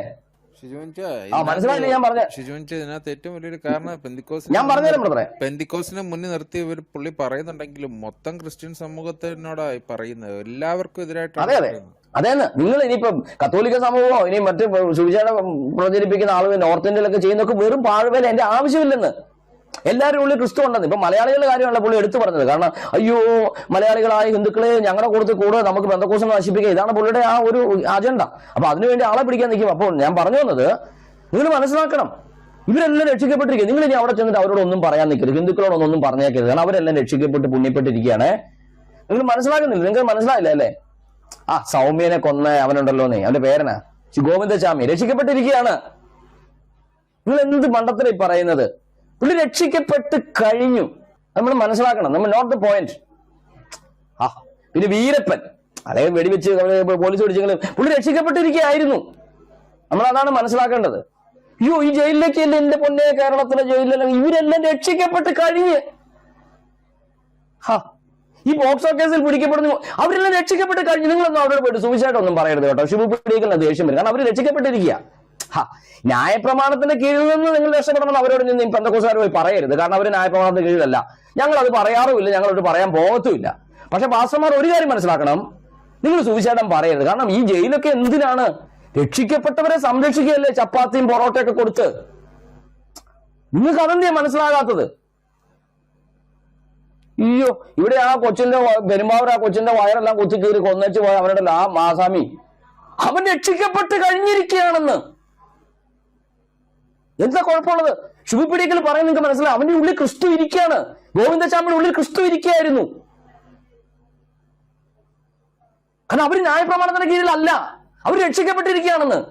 ന്യായപ്രമാണം ഉണ്ടായിരുന്നെങ്കിൽ അവന് കുറ്റബോധം ഉണ്ടായിപ്പോയനെ. കാരണം ഈ ന്യായപ്രമാണം വരുമ്പോൾ ഒരു കുഴപ്പമുണ്ട്, ഇവൻ ഒരു കൽപ്പന ലംഘിക്കുമ്പോൾ ആ കൽപ്പന ലംഘിച്ചുവല്ലോ എന്നുള്ള ഒരു പ്രശ്നം ഉണ്ടാവും. അപ്പൊ ഇതിവിടെ അങ്ങനെ ഒരു പ്രശ്നമേ ഇല്ല, കുറ്റബോധമേ ഇല്ല. കാരണം അവർ രക്ഷിക്കപ്പെട്ടു ഇരിക്കുകയാണ്. യേശു അവരിലെല്ലാം കൂടെ അധിവസിക്കുകയാണ്. എന്റെ പൊന്ന് പീഡിയക്കൽ സാറേ, ഈ വെളിവില്ലായ്മ വിളിച്ചു പറയുന്നതിന് ഒരു അതിരില്ലേ? ഞങ്ങളുടെ ബ്രദറെ ഇപ്പൊ കുറെ കാലമായിട്ട് ഞാനിപ്പോ താമസിക്കുന്ന പരിസരത്ത് ഒരു 3-4 വർഷമായിട്ട് ഇവർ ബിവറേജ് ഇല്ലായിരുന്നു. ഇപ്പൊ ബിവറേജ് വരാൻ പോവുക. അപ്പുറത്തെ മെയിൻ ബിവറേജ് ഉണ്ട്, ആ വഴിക്കൊന്നും പോകാൻ പറ്റില്ല. അവിടെ രക്ഷിക്കപ്പെട്ടവരെ കൊണ്ട് ഒരു രക്ഷ സന്ത് കഴിഞ്ഞ് ബൈക്കോട്ട് അങ്ങോട്ട് പോകാൻ പറ്റത്തില്ല. എല്ലാം പാമ്പ് ആടുന്ന പോലെ ആട് റോട്ടിൽ കിടന്ന് വളം ഉണ്ടാക്കാം. എല്ലാം രക്ഷിക്കപ്പെട്ടവരാ കേട്ടോ. ശുഭപീഡിയക്കലിന്റെ ആ രക്ഷിക്കപ്പെട്ട ഈ ക്രിസ്തു ഉള്ളിൽ നിറഞ്ഞിട്ട് എന്റെ കർത്താവ് ഈ പവർ മിനിസ്റ്റേഴ്സിന് ഇടയിൽ അവർക്ക് കാണുമ്പോൾ ആളുകളൊക്കെ ബോധം വീഴുന്ന മറിഞ്ഞു വിടും. അതുപോലെ ഇവരവിടെ കിടന്ന് വിളഞ്ഞ് പൂണ്ടാടുക. രക്ഷിക്കപ്പെട്ടവരാണ്. നിങ്ങൾ എന്തിനാണ് ഈ പറയുന്ന ആളുകളൊക്കെ സുവിശേഷം പറയാൻ പോണത്? പിന്നെ ക്രിസ്ത്യാനി ആണെങ്കിൽ അവൻ പള്ളിയിൽ കുരിശിന്റെ മൂട്ടിൽ ജനിച്ചവനാണെങ്കിൽ അവനോട് ഇത് പറയുകയേ ചെയ്യരുത്. കാരണം പറഞ്ഞു കഴിഞ്ഞപ്പോൾ അവൻ കലിപ്പ സഹിക്കാൻ പറ്റത്തില്ല. കാരണം യേശു നിന്നെ രക്ഷിക്കും. നിന്റെ പാപങ്ങൾക്ക് യേശു ക്രിസ്തുവിന്റെ ക്രൂശമരണത്തിൽ പരിഹാരം ഉണ്ടായിട്ടുണ്ട്. നീ ഇനി പാപിയായി ജീവിക്കേണ്ടതില്ല. യേശു ക്രിസ്തുവിനെ നിന്റെ ഹൃദയത്തിലേക്ക് രക്ഷിതാവും കർത്താവുമായി സ്വീകരിച്ചാൽ പിതാവും പുത്രനും പരിശുദ്ധാത്മാവുമാം ത്രിയേക ദൈവം നിന്റെ ഉള്ളിലേക്ക് വന്ന് നിനക്ക് നിത്യജീവൻ നൽകുമെന്നുള്ള സന്ദേശം ഒരിക്കലും ഇനി കേരളത്തിലുള്ളവരോടോ ഹിന്ദുക്കളോടൊന്നും നമ്മൾ പറയാൻ പാടില്ല. കാരണം അവരെല്ലാം രക്ഷിക്കപ്പെട്ട് കഴിഞ്ഞു. പാഴ്വേലയല്ലേ പെന്തക്കോസ്തുകാരെ നിങ്ങൾ ചെയ്യുന്നത്? ഇതൊരു പാഴ്വേല. ഇവരെല്ലാം ശുഭപീഡിയക്കലിനെ പോലെ തന്നെയാണ്, രക്ഷിക്കപ്പെട്ട് കഴിഞ്ഞവരാ. ഇനി ഇതിന്റെ ആവശ്യമില്ല. ഇനി വീഡിയോക്കിൽ കള്ളടിച്ചു വല്ല തെറി പറയോ ഇറങ്ങിപ്പോവാ എന്നൊക്കെ പറയുന്നതൊക്കെ കേട്ടാൽ നമ്മൾ മനസ്സിലാക്കിക്കോണം, രക്ഷയുടെ ദൃശ്യവും വ്യക്തവുമായ തെളിവാണത്. രക്ഷിക്കപ്പെട്ട് കഴിഞ്ഞിരിക്കുന്നു എന്നുള്ളതിന്റെ വ്യക്തമായ തെളിവാണത്. ചിലപ്പോൾ പച്ച തെറിയൊക്കെ റൂമിൽ നിന്ന് വരും, തന്തയ്ക്കുള്ളിയൊക്കെ വരും. നമ്മൾ അന്നേരം മനസ്സിലാക്കണം, രക്ഷിക്കപ്പെടണമെന്ന് ഇനി അവിടെ പറയരുത്. കാരണം അവർ രക്ഷിക്കപ്പെട്ട് കഴിഞ്ഞു. ക്രിസ്തു അവരുടെ ഉള്ളിലിരുന്ന് ഇങ്ങനെ കാറിന് നിലവിളിക്കുക. ഏത് ക്രിസ്തുവാന്ന് ചോദിക്കരുത്. മനസ്സിലായോ? ന്യൂ വേൾഡ് ഓർഡറുകാർ പറയുന്ന ഒരു ക്രിസ്തു ഉണ്ട്. എന്റെ വിഷയമല്ലാത്ത ഞാൻ പറയുന്നില്ല. ന്യൂ വേൾഡ് ഓർഡറിന്റെ ക്രിസ്തു ഇവരുടെ എല്ലാം ഉള്ളിൽ ജീവിക്കാൻ തുടങ്ങിയിട്ടുണ്ടെന്നാണ് ശുഭ പറയുന്നത്. അതുകൊണ്ട് നമ്മൾ ഇനി അപ്പോസ്തലന്മാരും കർത്താവും പറഞ്ഞ സുവിശേഷമോ സാക്ഷാൽ യേശു ക്രിസ്തുവിനെയോ ക്രൂശിക്കപ്പെട്ടവനായി ഈ പറയുന്ന ആളുകളുടെ മുന്നിൽ പ്രസന്റ് ചെയ്താൽ ശുഭപീഡിയക്കൽ അത് സഹിക്കില്ല. അപ്പൊ ക്ലിപ്പ് 5 നിങ്ങൾക്ക് മനസ്സിലായല്ലോ. കേരളത്തിലെ മുഴുവൻ ആളുകളും രക്ഷിക്കപ്പെട്ട് കഴിഞ്ഞു. ഇനിയിപ്പോ ഞാനിങ്ങനെ ചിന്തിച്ചത് കേട്ടോ, പിന്നെ ഇപ്പൊ ഞാനൊക്കെ എവിടെ പോയി സുവിശേഷം പറയുന്നുള്ള ഒരു അങ്കലാപ്പിലായിപ്പോയി. ഈ പാസ്റ്റർമാർക്കും സുവിശേഷകന്മാർക്കും പണിയില്ലാന്ന് വന്ന പട്ടിണി കിടന്ന് ചാവുകയല്ലേ. വല്ല സുവിശേഷമൊക്കെ പറഞ്ഞുകൊണ്ടാണ് ജീവിക്കുമ്പോഴാണ് കർത്താവിന്റെ നാമത്തിൽ എന്തെങ്കിലുമൊക്കെ ദൈവനാമത്തിൽ ദൈവത്തിന് വേണ്ടി സേവ ചെയ്യുമ്പോൾ ദൈവം അവരെ സഹായിക്കുക. സഭയൊക്കെ അവർക്ക് വേണ്ടുന്ന കൂട്ടായ്മയൊക്കെ കൊടുത്തോണ്ടിരിക്കുക. ഫണ്ടുകളൊക്കെ കളക്ട് ചെയ്ത് ദൈവസഭയിലെ അംഗങ്ങളും കൂട്ടായ്മയൊക്കെ കൊടുക്കുക. ഇത് സുവിശേഷ വേല ഒന്നും ചെയ്യുന്നില്ല എങ്കിൽ ഇനി പരിപാടിയെല്ലാം നിർത്തി വല്ല വണ്ടി ഓടിക്കാനോ വല്ല ഓട്ടോറിക്ഷ മേടിച്ചിടാനൊക്കെ ഗതികേടിലേക്ക് വരും. കാരണം എല്ലാവരും രക്ഷിക്കപ്പെട്ട് കഴിഞ്ഞു. അന്ത്യകാലത്തിന്റെ ആത്മാവ് വ്യാപരിക്കുന്ന ഒരു മനുഷ്യനല്ലാതെ കണ്ട് ഇത്രയധികം പൈശാചികമായ സ്റ്റേറ്റ്മെന്റ് നടത്താൻ കഴിയുമോ സഹോദരന്മാരെ? ന്യായപ്രമാണമില്ലാത്തവർ പണ്ട് രക്ഷിക്കപ്പെട്ടവരാണ്. എങ്ങനെയാണെന്ന് ചോദിക്കരുത്. എങ്ങനെയാണെന്ന് പുള്ളിയോട് ചോദിച്ചാൽ പുള്ളി പറയത്തില്ലേ. ഇനി ശുഭപീഡിയകൾ പറയുന്ന അനുസരിച്ചാണെങ്കിൽ, ഇദ്ദേഹത്തിന്റെ വാദം അനുസരിച്ചാണെങ്കിൽ, ഒരു വിജാതിയനോട് നമ്മൾ എന്ത് പറയാൻ പാടില്ല? യേശുക്രിസ്തുവിന്റെ നാമത്തിൽ പാപമോചനം ഉണ്ടെന്നുള്ള കാര്യം ഒരു വിജാതിയനോട് നമ്മൾ പറയാൻ പാടില്ല. അങ്ങനെയെന്നും പറഞ്ഞു കഴിഞ്ഞാൽ അത് അപ്പോസ്തലന്മാരും കർത്താവും പഠിപ്പിച്ചതിന് വിരുദ്ധമായ സുവിശേഷമായി തീരും. ഈ വാദം ഇദ്ദേഹം മുന്നോട്ട് വെക്കുമ്പോൾ അവിടെ ഒരു പ്രശ്നമുണ്ട്. ആ പ്രശ്നം എന്താണെന്ന് ചോദിച്ചിട്ടുണ്ടെങ്കിൽ, ഇദ്ദേഹത്തിന്റെ വാദം അനുസരിച്ച് യഹൂദന്മാരല്ലാതെ ഇരുന്ന ഗലാത്യൻ പ്രോവിൻസിലുള്ള ആളുകളോട്, ഗലേഷ്യൻ ചർച്ചസ് ആണ്, ഒരു സഭയല്ലത്, ഗലാത്യയിലുള്ള ആളുകളോട്, ഇന്നത്തെ ടർക്കിയുടെ നോർത്തൺ പ്രദേശം പ്രിഗ്യ മുതലായ ഏരിയയിൽ അവിടെ പോയിട്ട് പൗലോസ് സുവിശേഷം പറഞ്ഞു. കുറെ ആളുകൾ ആദ്യത്തെ ഒരു 3.5-4 വർഷം പൗലോസ് ആ ഏരിയയിലായിരുന്നു. ആ ഏരിയയിൽ സുവിശേഷം പറയുമ്പോൾ കുറെ സഭകളുണ്ടായി. ഗലാത്യ സഭകൾ എന്നറിയപ്പെടും. ഇവരാരും യഹൂദന്മാരല്ലായിരുന്നു. അയ്യോ, പൗലോസ് എന്ന കരിങ്കള്ളൻ എന്താ ചെയ്തത്? ഈ ആവശ്യമില്ലാത്ത കാര്യം പോയിട്ട് വിജാതിയരോട് പറഞ്ഞെന്നേ. അവിടെ പൗലോസ് പോയി പറഞ്ഞ എന്താണാവോ? ശുഭപീഡിയക്കിൽ പറഞ്ഞ ആ സാധനമാണ് പെന്തക്കോസുകാർ ഇപ്പൊ പറഞ്ഞുകൊണ്ടിരിക്കുന്നത്. അതായത് യെരൂശലേം ദേവാലയം നശിക്കാൻ പോവാണ്, ന്യായപ്രമാണത്തിന് ഭയങ്കര ശാപമുണ്ട്, നിങ്ങൾ ഈ ആചാരങ്ങളിൽ നിന്നും അതിന്റെ ശിക്ഷകളിൽ നിന്നും ഓടി രക്ഷപ്പെട്ടോളാണ് പൗലോസ് ഇനി ഗലാത്യരായ ജാതികളോട് പോയി പറഞ്ഞത്. ആയിരിക്കും, ആ പീഡിയക്കിൽ പറയുന്ന അനുസരിച്ചാണ്.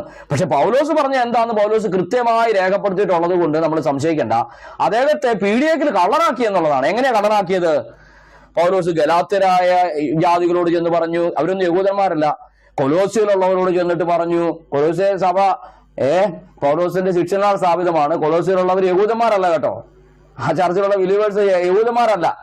റെഫറൻസ് ഒക്കെ ഞാൻ വേണമെങ്കിൽ തരാം, വീഡിയോയിൽ വായിച്ചിട്ട് കാണാത്ത റെഫറൻസ് ഞാൻ കണ്ടുപിടിച്ച് തരാം. ഓക്കെ, അതുപോലെ റോമിലുള്ളവരോട് ചെന്നിട്ട് പൗലോസ് പറയാൻ ആഗ്രഹിച്ചു. റോമയിലും സഭയുണ്ടായി.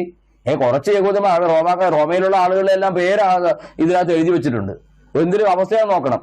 അടുത്തത് ഫിലിപ്പിയരോട് ചെന്നിട്ട് പറഞ്ഞു. ഫിലിപ്പിയാണെന്ന് പറഞ്ഞിട്ടുണ്ടെങ്കിൽ അന്നത്തെ റോമാക്കാരുടെ ഒരു സൈനിക സിറ്റി ആയിരുന്നു. അവിടെയെല്ലാം ഈ പറയുന്ന ജർമ്മൻകാരും ഇറ്റലിക്കാരുമായ സൈനികർക്ക് വേണ്ടിയിട്ടാണ് ഫിലിപ്പൈൻ സിറ്റി ഒരു കൊമേഴ്ഷ്യൽ സിറ്റിക്ക് അപ്പുറം ഒരു സൈനിക സിറ്റി ആയിട്ടാണ് അവിടെ ഇരുന്നത്. അവിടെ ചെന്ന് പറഞ്ഞിട്ട് അവിടെയുള്ള ആളുകളെല്ലാം കൂടെ രക്ഷിക്കപ്പെട്ടു. വല്ല കാര്യമുള്ള കേസാണോ? കൊരിന്തെന്ന് പറയുന്ന വിജാതീയ പട്ടണം ഈ വിഗ്രഹങ്ങളെ സേവിച്ച് നടന്ന അവരുടെ ഇടയിൽ ഞാൻ പൗലോസ് വേണ്ടാത്ത പണിയാണ് കാണിച്ചത്. പാവം പൗലോസിന് അറിയാൻ മേലായിരുന്നു ഇവരെല്ലാം രക്ഷിക്കപ്പെട്ടിരിക്കുകയായിരുന്നു എന്നുള്ള കാര്യം. അവരോട് ഇനി ഒന്നും പറയാൻ പാടില്ല. യേശു ക്രിസ്തുവിന്റെ സുവിശേഷം എന്നും പറഞ്ഞ് യേശു ക്രിസ്തു മരിച്ചു, അടക്കപ്പെട്ടു, ഉയർത്തെഴുന്നേറ്റു, യേശുവിന്റെ നാമത്തിൽ പാപമോചനമുണ്ട്, നിങ്ങൾ മാനസാന്തരപ്പെടണം, യേശു ന്യായം വിധിക്കാൻ വരും, ഇത്തരം കാര്യങ്ങളൊന്നും അവരോട് പറയാൻ പാടില്ലായിരുന്നു ശുഭപീഡിയക്കളുടെ ചിന്താഗതി അനുസരിച്ച്. പക്ഷെ ഈ പൗലോസ് എന്ന ഈ മഹാമനുഷ്യൻ ഈ വേണ്ടാത്ത കാര്യം അവിടെ എല്ലാം പോയി ചെയ്തു. മനസ്സിലായോ? അപ്പൊ ഇദ്ദേഹം പറയുന്ന വാദം അനുസരിച്ച് മതപരിവർത്തനമാണ് പൗലോസും കൂട്ടരും ചെയ്തത്. ഇദ്ദേഹത്തിന്റെ വോയിസിൽ അങ്ങനെ ഒരു സ്റ്റേറ്റ്മെന്റ് ഉണ്ട്. മതപരിവർത്തനത്തിന്റെ സന്ദേശമാണ് പെന്തക്കോസുകാർ പോയിട്ട് യേശുവിന്റെ നാമത്തിൽ പാപമോചനം ഉണ്ടെന്ന് പ്രസംഗിക്കുമ്പോൾ അവരെ ഭീഷണിപ്പെടുത്തുകയാണ്, അവരെ മനസ്സിനെ ഭീതിപ്പെടുത്തുകയാണ്, അവരെ നഷ്ടബോധത്തിലേക്ക് നയിക്കുകയാണ്, അവരെ ഒരു വൈകാരിക തലത്തിലേക്ക് കൊണ്ടുപോയിട്ട് അവർ യേശുവിൽ വിശ്വസിച്ചില്ല നിനക്ക് ശിക്ഷ വരുമെന്ന് പറഞ്ഞ് ഭീതിപ്പെടുത്തുകയാണ്. അത് മതപരിവർത്തനത്തിന് വേണ്ടിയിട്ടാണ്. ലോകം കണ്ട ഏറ്റവും വലിയ മതപരിവർത്തനത്തിന്റെ നായകൻ പൗലോസ്ലീഹ യഹൂദന്മാരല്ലാത്തവരുടെ ഇടയിലേക്ക് എരച്ചു കയറി ചെന്നിട്ട് സിനഗോഗിൽ 1-2 ദിവസം പ്രസംഗിച്ചു, മാസങ്ങൾ ചെയ്യും. പിന്നെ ആ പട്ടണത്തിലുള്ള സകല വിജാതിയരോട് സുവിശേഷം പറയും. അവരെല്ലാം കർത്താവിലേക്ക് വരും. ഇതിൽ പൗലോസ് വളരെ ധാർഷ്ട്യത്തോടുകൂടെ പറയുകയാണ്, ഞാൻ ജാതികളുടെ ഇടയിലെ അപ്പോസ്തലനാണ്. അപ്പൊ ശുഭപീഡിയയിൽ ഇപ്പോഴാ വാക്യെടുത്ത് വായിക്കുമ്പോൾ പുള്ളിക്ക് മനസ്സിലാകുന്നത് എന്താണെന്നറിയോ? ശുഭപീഡിയയിൽ മനസ്സിലാകുന്നത് എങ്ങനെയാണ്? ഒയ്യോ, മതപരിവർത്തനക്കാരുടെ തലതൊട്ടപ്പൻ പൗലോസാണെന്ന് പൗലോസ് അവകാശപ്പെട്ടു. അത് ജാതികളോട് സുവിശേഷം പറയരുത്, അവരിൽ ക്രിസ്തു ഉണ്ട്, പിന്നെ നമ്മൾ പറയാൻ പോകരുത്. പക്ഷെ പൗലോസ് എന്ന് പറഞ്ഞതോടുകൂടെ മതപരിവർത്തനത്തിന്റെ തലതൊട്ടപ്പൻ ആയിട്ട് പൗലോസ് സ്വയം അങ്ങോട്ട് അവരോധിച്ചു. ഞാൻ അപ്പോസ്തലനാണ് ജാതികളുടെ ഇടയിൽ എന്ന് പറഞ്ഞപ്പോൾ തന്നെ തീർന്നില്ലേ? ഞാൻ 1-2 വാക്യങ്ങൾ വായിച്ചു. ഇദ്ദേഹത്തിന്റെ ഈ ഊളത്തരം എന്ന് പറയുന്നതിൽ എനിക്ക് പറയാതിരിക്കാൻ തരയില്ല. അതുകൊണ്ട് ഞാൻ ആ വാക്ക് ഉപയോഗിക്കുകയാണ്. എനിക്ക് താല്പര്യം ഉണ്ടാഞ്ഞിട്ടല്ല. ഇതുപോലത്തെ വിവരക്കേട് വിളിച്ചു പറഞ്ഞിട്ട് അതിന്റെ ചുറ്റും കൂടിയിരുന്ന അടിമകൾ കൈയടിക്കുന്നു. കത്തോലിക്കരെന്ന് പേരും പറഞ്ഞു നടക്കുന്ന കുറെ സുഹൃത്തുക്കൾ അവിടെ പോയിരുന്നു. അയ്യോ പീഡിയക്കൾ അച്ചായോ, നീ ഇപ്പൊ ആനയാണ്, കുതിരയാണ്, ചേനയാണ്, അമ്പളങ്ങയാണ്, എന്ത് കുന്ത പറഞ്ഞിട്ടാണ് ഈ കത്തോലിക്കർ ഇത് കണ്ടുകൊണ്ട് നെഗളിക്കുന്നത്? എനിക്കതാ മനസ്സിലാകാത്തത്. എന്ത് മനസ്സിലാക്കിയിട്ടാണ് റോമൻ കത്തോലിക്ക സഭയുടെ CCC പറയുന്ന, ഡയറക്റ്റ് പറയുന്ന ഉപദേശത്തിന് വിരുദ്ധമായി ഒരുത്തൻ വിളിച്ചു പറയുന്നത് കേൾക്കുമ്പോൾ അവിടെ ചെന്നിരുന്ന് കൈയടിച്ചു കൊടുത്ത് പ്രോത്സാഹിപ്പിക്കുന്ന റോമൻ കത്തോലിക്കരെ നിങ്ങൾക്ക് നാണമില്ലേ? നിങ്ങൾക്ക് ആത്മാഭിമാനം എന്ന് പറയുന്നോ സഭാസ്നേഹം എന്ന് പറയുന്നോ എന്തെങ്കിലും നിങ്ങളിലുണ്ടോ? ഇത് എനിക്ക് വേണ്ടിയിട്ടല്ല, ടിസന് പകരക്കാരനായി ഞാൻ പറഞ്ഞത് കൂട്ടിക്കുന്ന അതുകൊണ്ടാ പറഞ്ഞത്. ഞാൻ ചിലരെന്നാ പറഞ്ഞുള്ളൂ. ടിസന് പകരക്കാരനായിട്ട് ഞാൻ പറഞ്ഞു. ടിസൻ 2 ദിവസം ഇത് വിളിച്ചു പറഞ്ഞിട്ട് അവർക്ക് മനസ്സിലായില്ല. എന്നിട്ട് 3-ാം ദിവസം പോയിരുന്ന 6 പോയിരുന്നിട്ട് ഇതേ കാര്യം കേട്ടോച്ച് അവിടെ പോയി കേൾക്കുന്നതൊന്നുമല്ല, താഴെയിരുന്ന് കേൾക്കുന്ന കുഴപ്പമൊന്നുമില്ല. ശുഭു പറഞ്ഞത് ശരിയാണെന്നും പറഞ്ഞാണ് നിൽക്കുന്നത്. അത് കാണുമ്പോഴാണ് നമുക്ക് ചിരി വരുന്നത്. എന്താ അവിടെ പറഞ്ഞ ശരി? അദ്ദേഹം പറഞ്ഞ ശരി എന്താണ്? ജാതികളോട് സുവിശേഷം പറയരുത്, കാരണം അവർ ന്യായപ്രമാണത്തിന്റെ കീഴിലല്ല. അവരോട് പറയേണ്ട ഗോസ്പൽ ഞങ്ങളുടെ ഗ്ലോറിയസ് ഗോസ്പൽ ആണ്. എന്നാൽ എന്റെ പൊന്നു കത്തോലിക്ക സഹോദരന്മാരെ, നിങ്ങൾ നാളെ തൊട്ട് ഈ ഗ്ലോറിയസ് ഗോസ്പൽ അങ്ങ് പ്രസംഗിക്ക്. എന്തിനാണ് സഭ പറയുന്ന കാര്യം പഠിപ്പിക്കുന്നത്? CCCയിലുള്ള കാര്യം പഠിപ്പിക്കുന്നത്? CCC എടുത്ത് വെച്ച് വായിക്കണ്ടല്ലോ. നിങ്ങൾ എന്തിനാ അത് മറച്ചുകളാ? അത് പറയരുത് നിങ്ങൾ. ഈ നോർത്ത് ഇന്ത്യയിൽ മുഴുവൻ ഈ പറയുന്ന ലോകമെമ്പാടും ജീവിതം പണയം വെച്ച് ജീവിതത്തിന്റെ നല്ലൊരു ഭാഗം സന്യാസത്തിന് വേണ്ടി വിട്ടുകൊടുത്ത് കർത്താവിനെ സേവിക്കുവാൻ വേണ്ടി കർത്താവിന്റെ വയലിൽ അധ്വാനിക്കുന്ന നൂറുകണക്കിന് സുവിശേഷകന്മാരെയും പാസ്റ്റർമാരെയും പുരോഹിതന്മാരെയും അവഹേളിച്ച് അവർ ചെയ്യുന്നത് തെറ്റാണെന്ന് വിളിച്ചു പറയുന്ന ഷിബുവിന്റെ കൂടത്തിൽ നിന്ന് കൈയടിക്കുന്ന റോമൻ കാത്തലിക്സ് ആണെന്ന് പറയുന്ന ചിലർ, വിരലിലെണ്ണാവുന്ന ചിലർ, നിങ്ങൾ നിങ്ങളുടെ സഭയ്ക്ക് ഉള്ള പുഴുക്കുത്താണ്. ആ സഭയുടെ വിശുദ്ധിക്ക് വന്ന കളങ്കമാണ് നിങ്ങൾ. സ്ഥാപിത താല്പര്യം കാണും, പക്ഷെ ദൈവസന്നിധിയിൽ അത് വിലപ്പോകില്ല സഹോദരന്മാരെ. ഞാൻ അതത്രയും പറഞ്ഞത് വിടുകയാണ്. ഞാൻ 1-2 വാക്യങ്ങൾ വായിച്ചു കേൾപ്പിക്കാം, ഇദ്ദേഹം പറഞ്ഞതിലെ തെറ്റെന്താണെന്ന് അറിയാൻ വേണ്ടി. റോമാക്കാർക്ക് എഴുതിയ ലേഖനം 3-ാം അധ്യായത്തിൽ നിന്നൊരു വാക്യം നമുക്ക് വായിക്കാം. റോമാക്കാർക്ക് എഴുതിയ ലേഖനം 3-ാം അധ്യായത്തിന്റെ 29-30 വാക്യങ്ങൾ.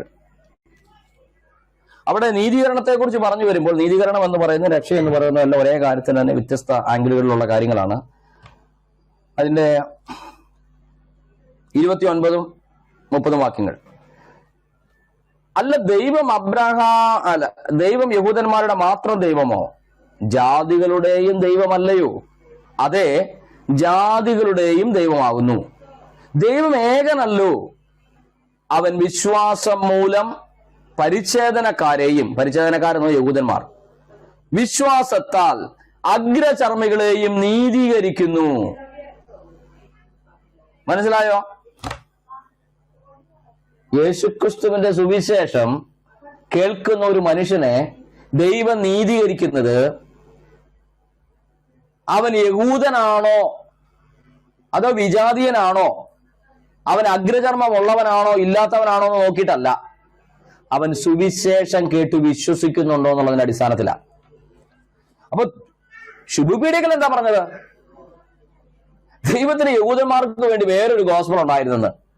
അപ്പൊ ഇവിടെ ദൈവം നീതീകരിക്കാൻ വേണ്ടി ദൈവം വച്ചിരിക്കുന്ന വ്യവസ്ഥിതി യേശുക്രിസ്തുവിലെ വിശ്വാസമാണ്, സുവിശേഷത്തിലുള്ള വിശ്വാസമാണ്. അത് യഹൂദൻ വിശ്വസിച്ചാലും വിജാതിയും വിശ്വസിച്ചാലും അവരെ എല്ലാവരെയും രക്ഷിക്കുന്ന പദ്ധതിയാണ് ദൈവത്തിന്റെ സുവിശേഷത്തിലുള്ളത്. മനസ്സിലായോ? അതുകൊണ്ട് പൗലോസ് പറയുന്നത് എന്താണ്? സുവിശേഷത്തെ കുറിച്ച് എനിക്ക് ലജ്ജയില്ല. 1-16 വാക്യത്തിൽ വിശ്വസിക്കുന്ന ഏവനും, അത് ആദ്യം യഹൂദനും പിന്നെ യവനനും രക്ഷയ്ക്കായി ദൈവശക്തിയാകുന്നുവല്ലോ. അപ്പൊ സുവിശേഷം യഹൂദന് വേണ്ടി സെപ്പറേറ്റ് ഇല്ല, വിജാതീയന് വേണ്ടി മറ്റൊന്നും വേറെ ഇല്ല. രണ്ട് കൂട്ടർക്കും ഒരേ നീതീകരണ വ്യവസ്ഥിതിയാണ്, ഒരേ സുവിശേഷമാണ്, ഒരേ വ്യവസ്ഥിതിയാണ് ദൈവത്തിനുള്ളത്. അതാണ് അപ്പോസ്തലന്മാർ പ്രസംഗിച്ച സുവിശേഷം. അതാണ് പൗലോസ് കൊരിന്തിലും ഗലാത്യയിലും ഫിലിപ്പിയിലും തെസലോനിക്കയിലും കൊരിന്തിലും ഏതൻസിലുമുള്ള വിജാതീയ പട്ടണങ്ങളിൽ മുഴുവൻ പ്രസംഗിച്ചത് അതാണ്. മനസ്സിലായോ? ആ കാര്യം കേട്ടിട്ടാണ് വിഗ്രഹാരാധികളായ കൊരിന്തിലും വിഗ്രഹാരാധികളായ തെസലോനിക്കരും വിഗ്രഹാരാധികളായ എഫെസോസുകാരും അവരുടെ മന്ത്രവാദ പുസ്തകങ്ങളെ മുഴുവൻ വിട്ടെറിഞ്ഞ് പൗലോസിന്റെ പ്രസംഗം കേട്ട് യേശുവിൽ വിശ്വസിച്ച് അവിടെയെല്ലാം സഭകൾ സ്ഥാപിതമായത്. അല്ലാതെ ശുരൂപീഡിയക്കിൽ പറയുന്ന സാധനമായിരുന്നുവെങ്കിലുണ്ടല്ലോ അവിടെയൊന്നും പോയി പ്രസംഗിക്കാൻ പാടില്ല. യേശു മരിച്ചെന്നും അടക്കപ്പെട്ടുവെന്നും ഉയർത്തെഴുന്നേറ്റുവെന്നും ഞങ്ങളോ ക്രൂശിക്കപ്പെട്ട ക്രിസ്തുവിനെയാണ് കൊരിന്തിൽ പ്രസംഗിച്ചത് എന്നൊന്നും പറയാൻ പറ്റില്ല. കാരണം അവരോടൊന്നും അത് പറയാൻ പാടില്ലല്ലോ. അപ്പോ എത്ര വലിയ അബദ്ധമാണ് ഇദ്ദേഹം വിളിച്ചു പറഞ്ഞത്. 10-ാം അധ്യായത്തിൽ ഒരു വാക്യം കൂടെ വായിക്കാം. 10-ാം അധ്യായത്തിന്റെ 2 വാക്യങ്ങൾ. റോമാലേഖനം 10-ാം അധ്യായത്തിൽ നിന്നുള്ള വാക്യം. യഹൂദനെന്നും യവനനെന്നും വ്യത്യാസമില്ല, എല്ലാവർക്കും കർത്താവ് ഒരുവൻ തന്നെ. അവൻ തന്നെ വിളിച്ചപേക്ഷിക്കുന്ന എല്ലാവർക്കും നൽകുവാൻ തക്കവണ്ണം സമ്പന്നനാകുന്നു. കർത്താവിന്റെ നാമത്തെ വിളിച്ചപേക്ഷിക്കുന്ന ഏവനും രക്ഷിക്കപ്പെടും. യേശുക്രിസ്തുവിന്റെ നാമത്തിൽ പാപമോചനവും വീണ്ടെടുപ്പും നീതീകരണവും ഉണ്ട് എന്നും അത് ക്രൂശുമരണത്തിലൂടെ സാധ്യമാണെന്നും യേശുവിന്റെ യാഗമരണത്തിന് തൊട്ടു മുൻപ് യേശു പറഞ്ഞ വാക്ക് തലേദിവസം രാത്രിയിൽ പാനപാത്രം എടുത്ത് വാഴ്ത്തുന്നതിനും അപ്പം എടുത്ത് വാഴ്ത്തി കർത്താവ് ഇത് നിങ്ങൾക്കായി തകർക്കപ്പെടുന്ന എന്റെ ശരീരമാകുന്നു, ഇതിൽ നിന്ന് പങ്കിട്ടുകൊള്ളുവിൻ. അത് പറയുമ്പോൾ കർത്താവ് മരിച്ചിട്ടില്ല. അത് അത്താഴത്തിൽ നിന്ന് അതിനുശേഷം പാനപാത്രം എടുത്ത് വാഴ്ത്തി ശിഷ്യന്മാർക്ക് കൊടുക്കുമ്പോൾ യേശു പറഞ്ഞത് ഇത് അനേകരുടെ പാപങ്ങളുടെ മോചനത്തിന് വേണ്ടി ചൊരിയപ്പെടുന്ന എന്റെ രക്തത്തിൽ പുതിയ നിയമമാകുന്നു. അപ്പൊ പുതിയ നിയമത്തിന്റെ ഉടമ്പടി സ്ഥാപിച്ചിരിക്കുന്നത് രക്തച്ചൊരിച്ചിലിനാലുള്ള മൃഗബലിയല്ല. ആട്ടുകൊട്ടങ്ങളുടെയും കാളക്കിടാങ്ങളുടെയും രക്തത്തിന് കഴിയാഞ്ഞതിനെ സാധിപ്പിക്കുവാൻ ദൈവപുത്രനായ യേശുക്രിസ്തുവിന്റെ രക്തത്തിന് മാനവജാതിയുടെ പാപത്തെ കഴുകി ശുദ്ധീകരിക്കാൻ കഴിയുമെന്നുള്ളത് കൊണ്ട് യേശു പറയാണ്, എന്റെ രക്തത്തിലുള്ള പുതിയ ഉടമ്പടി, ആ പുതിയ നിയമം സ്ഥാപിതമാക്കിയിരിക്കുന്നത് യേശു ക്രൂശിൽ ചൊരിഞ്ഞ രക്തത്തിൽ അധിഷ്ഠിതമാണ്. വിശ്വസിക്കുന്നവർക്ക് അവൻ തന്റെ രക്തം മൂലം പ്രായശ്ചിത്തമാകുവാൻ ദൈവം യേശുക്രിസ്തുവിനെ പരസ്യമായി നിർത്തിയിരിക്കുന്നു. റോമാലേഖനം 3-ാം അധ്യായത്തില്. അപ്പൊ യേശുക്രിസ്തുവിന്റെ ക്രൂശുമരണത്തിൽ ചൊരിയപ്പെട്ട രക്തം ഭൂമിയിലുള്ള സകല മനുഷ്യരിലും വിശ്വസിക്കുന്നവർ ആരൊക്കെയോ അവർക്കെല്ലാം അതിൽ പ്രായശ്ചിത്തമുണ്ട് എന്നുള്ളതാണ് സുവിശേഷം. അല്ലാണ്ട് ഷിബു പറയുന്ന കോഞ്ഞാട്ടയല്ല സുവിശേഷം. ഷിബു പറയുന്നതിന്റെ അബദ്ധം എന്താണെന്നുള്ളത് ഞാൻ പിന്നീട് പറഞ്ഞു കേൾപ്പിക്കാം. അപ്പൊ ഈ വാക്യങ്ങളെല്ലാം നമ്മോട് വളരെ വ്യക്തമായി പറയുകയാണ്, സുവിശേഷത്താൽ യഹൂദനും യവനർക്കും യേശുക്രിസ്തുവിന്റെ രക്തത്താലുള്ള സുവിശേഷത്തിന്റെ കേൾവി, അതിലൂടെ ശുദ്ധീകരണവും പാപമോചനവും ഉണ്ട്. ഇതറിയാവുന്ന പൗലോസും അപ്പോസ്തലന്മാരും അവരാ ജീവിച്ച കാലഘട്ടത്തിൽ അവർക്ക് പറയാൻ പറ്റുന്ന എല്ലാ വിജാതിയരോടും അവരെന്ന് പറഞ്ഞു. ഷിബു പറയാണ് അങ്ങനെ പറയാൻ പാടില്ല എന്ന്. അങ്ങനെ പറഞ്ഞ തെറ്റാണ്. അങ്ങനെ മിണ്ടരുത്, നിങ്ങൾ മിണ്ടിപ്പോയാൽ പ്രശ്നമാണ്. അല്ലയോ ഹിന്ദുക്കളെ, നിങ്ങളുടെ വീട്ടിലേക്ക് ഉമ്മാൻ സുവിശേഷം പറയാൻ വരുമ്പോൾ അവർ പറയുന്നത് നിങ്ങൾ യഹൂദിന്റെ അടിമകളാണെന്നാണ്, ന്യായപ്രമാണത്തിന് കീഴിലാണെന്നാണ്. ഇതൊന്നും ഞങ്ങളാരും പറയുന്നില്ല. ഞങ്ങൾ പറയുന്നത് ഇത്രേ ഉള്ളൂ, ഹിന്ദുക്കളാണെങ്കിലും യഹൂദന്മാരാണെങ്കിലും ഇനിയിപ്പോ ഏത് മുസ്ലിം ആണെങ്കിലും ഇനി പാർസികളാണെങ്കിലും സിഖ് ജൈന മത വ്യത്യാസമില്ലാതെ സർവ്വ മനുഷ്യരും പാപികളാണ്. എല്ലാവരും പാപികളായതുകൊണ്ട് പാപത്തിൽ നിന്ന് രക്ഷിപ്പാൻ മറ്റൊരു മനുഷ്യന് സാധ്യമല്ല. ഒരു കുരുടന് മറ്റൊരു കുരുടനെ രക്ഷിക്കാൻ കഴിയാത്തതുപോലെ പാപത്തിന്റെ വിമോചനം പാപരഹിതനായ ഒരുവനെ കൊണ്ട് സാധിക്കത്തുള്ളൂ.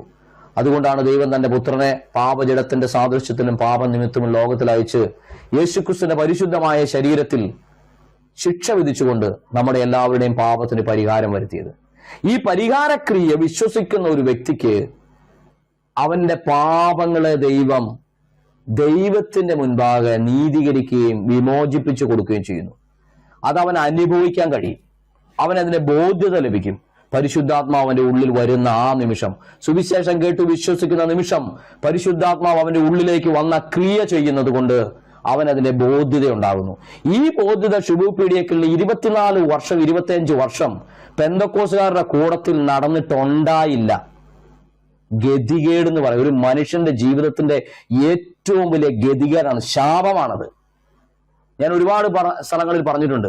രക്ഷിക്കപ്പെട്ടു എന്ന് ധരിച്ചുകൊണ്ട് രക്ഷിക്കപ്പെട്ട സമൂഹത്തോടുകൂടെ കൈകൊട്ടിപ്പാടിയും മന്യഭാഷ പറഞ്ഞും തുള്ളി മറിഞ്ഞും മറ്റുള്ളവരെ കൊണ്ട് ഹല്ലേലൂയ പറയിപ്പിച്ചും ഒച്ചത്തിൽ പറയിപ്പിച്ചും കാറിയും അലറിച്ചും സ്റ്റേജിലെ മൈക്ക് പൊട്ടിച്ചും ഡയഫ്രം അടിച്ചു കളഞ്ഞും ജീവിച്ചാൽ യേശുവുമായിട്ട് വ്യക്തിപരമായ ബന്ധം ഉണ്ടാകില്ല. പാസ്റ്ററെ, ഷിബു പീഡിയക്കലെ, സുവിശേഷം വിശ്വസിക്കണം. യേശുവിനെ ഹൃദയത്തിലേക്ക് കർത്താവിന്റെ രക്ഷിതാവുമായി സ്വീകരിക്കണം.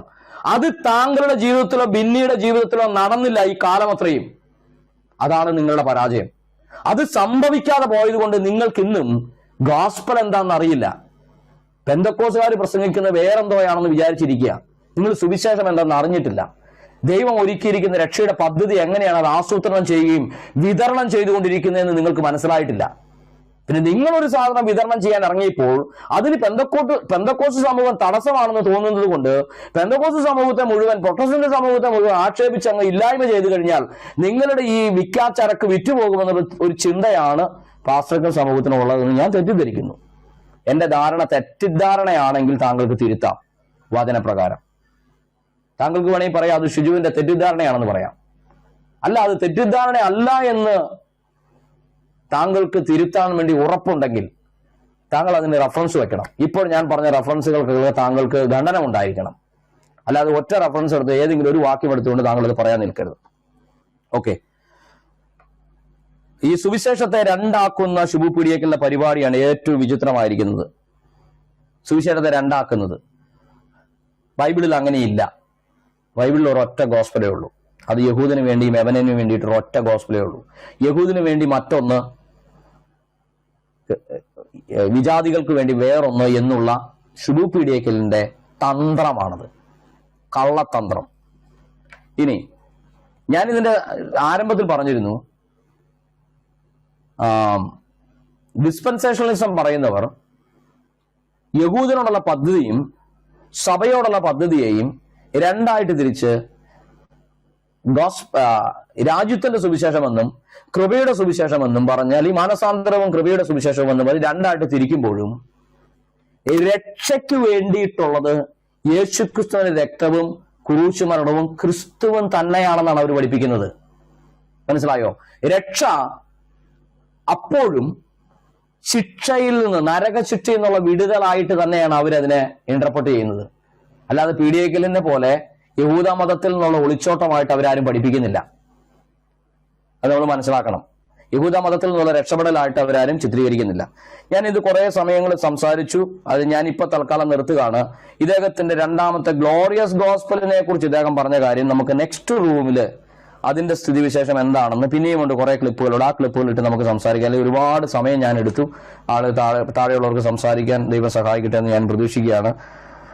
അപ്പോ ഷിബു പീഡിയക്കലിന്റെ ഭാഷ്യപ്രകാരം പൗലോസ് ലോകം കണ്ട ഏറ്റവും വലിയ മതപരിവർത്തന ലോബിയുടെ തലതൊട്ടപ്പൻ, ഉള്ള വിജാതിയെ മുഴുവൻ വിളിച്ചു കയറ്റി സുവിശേഷം പറഞ്ഞ് അവരെ മോശക്കാരാക്കി.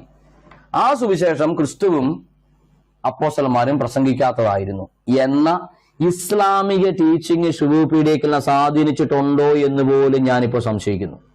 മുഹമ്മദ് ഈസായുടെ ടീച്ചിങ് സ്വാധീനിച്ചിട്ടുണ്ടോ എന്ന് പോലും ഞാൻ സംശയിക്കുന്നു. എന്റെ സംശയം കേട്ടോ. ഞാൻ ഇത്രയും പറഞ്ഞ എന്റെ വാക്കുകൾ അവസാനിക്കും. ദൈവം എല്ലാവരെയും സഹായിക്കട്ടെ. എനിക്ക് വളരെ അത്യാവശ്യമുണ്ട്. ഞാനൊന്ന് പുറത്തേക്ക് ഇറങ്ങുകയാണ്. നിങ്ങൾ സംസാരിച്ചുകൊണ്ടിരിക്കുക. താഴെ നിന്ന് കയറി വരുന്ന സഹോദരന്മാരോട് നിങ്ങൾ മറുപടി വിടണം. ഞാൻ പറയേണ്ട അത്യാവശ്യമുണ്ട്. ഞാൻ വന്നോളാം.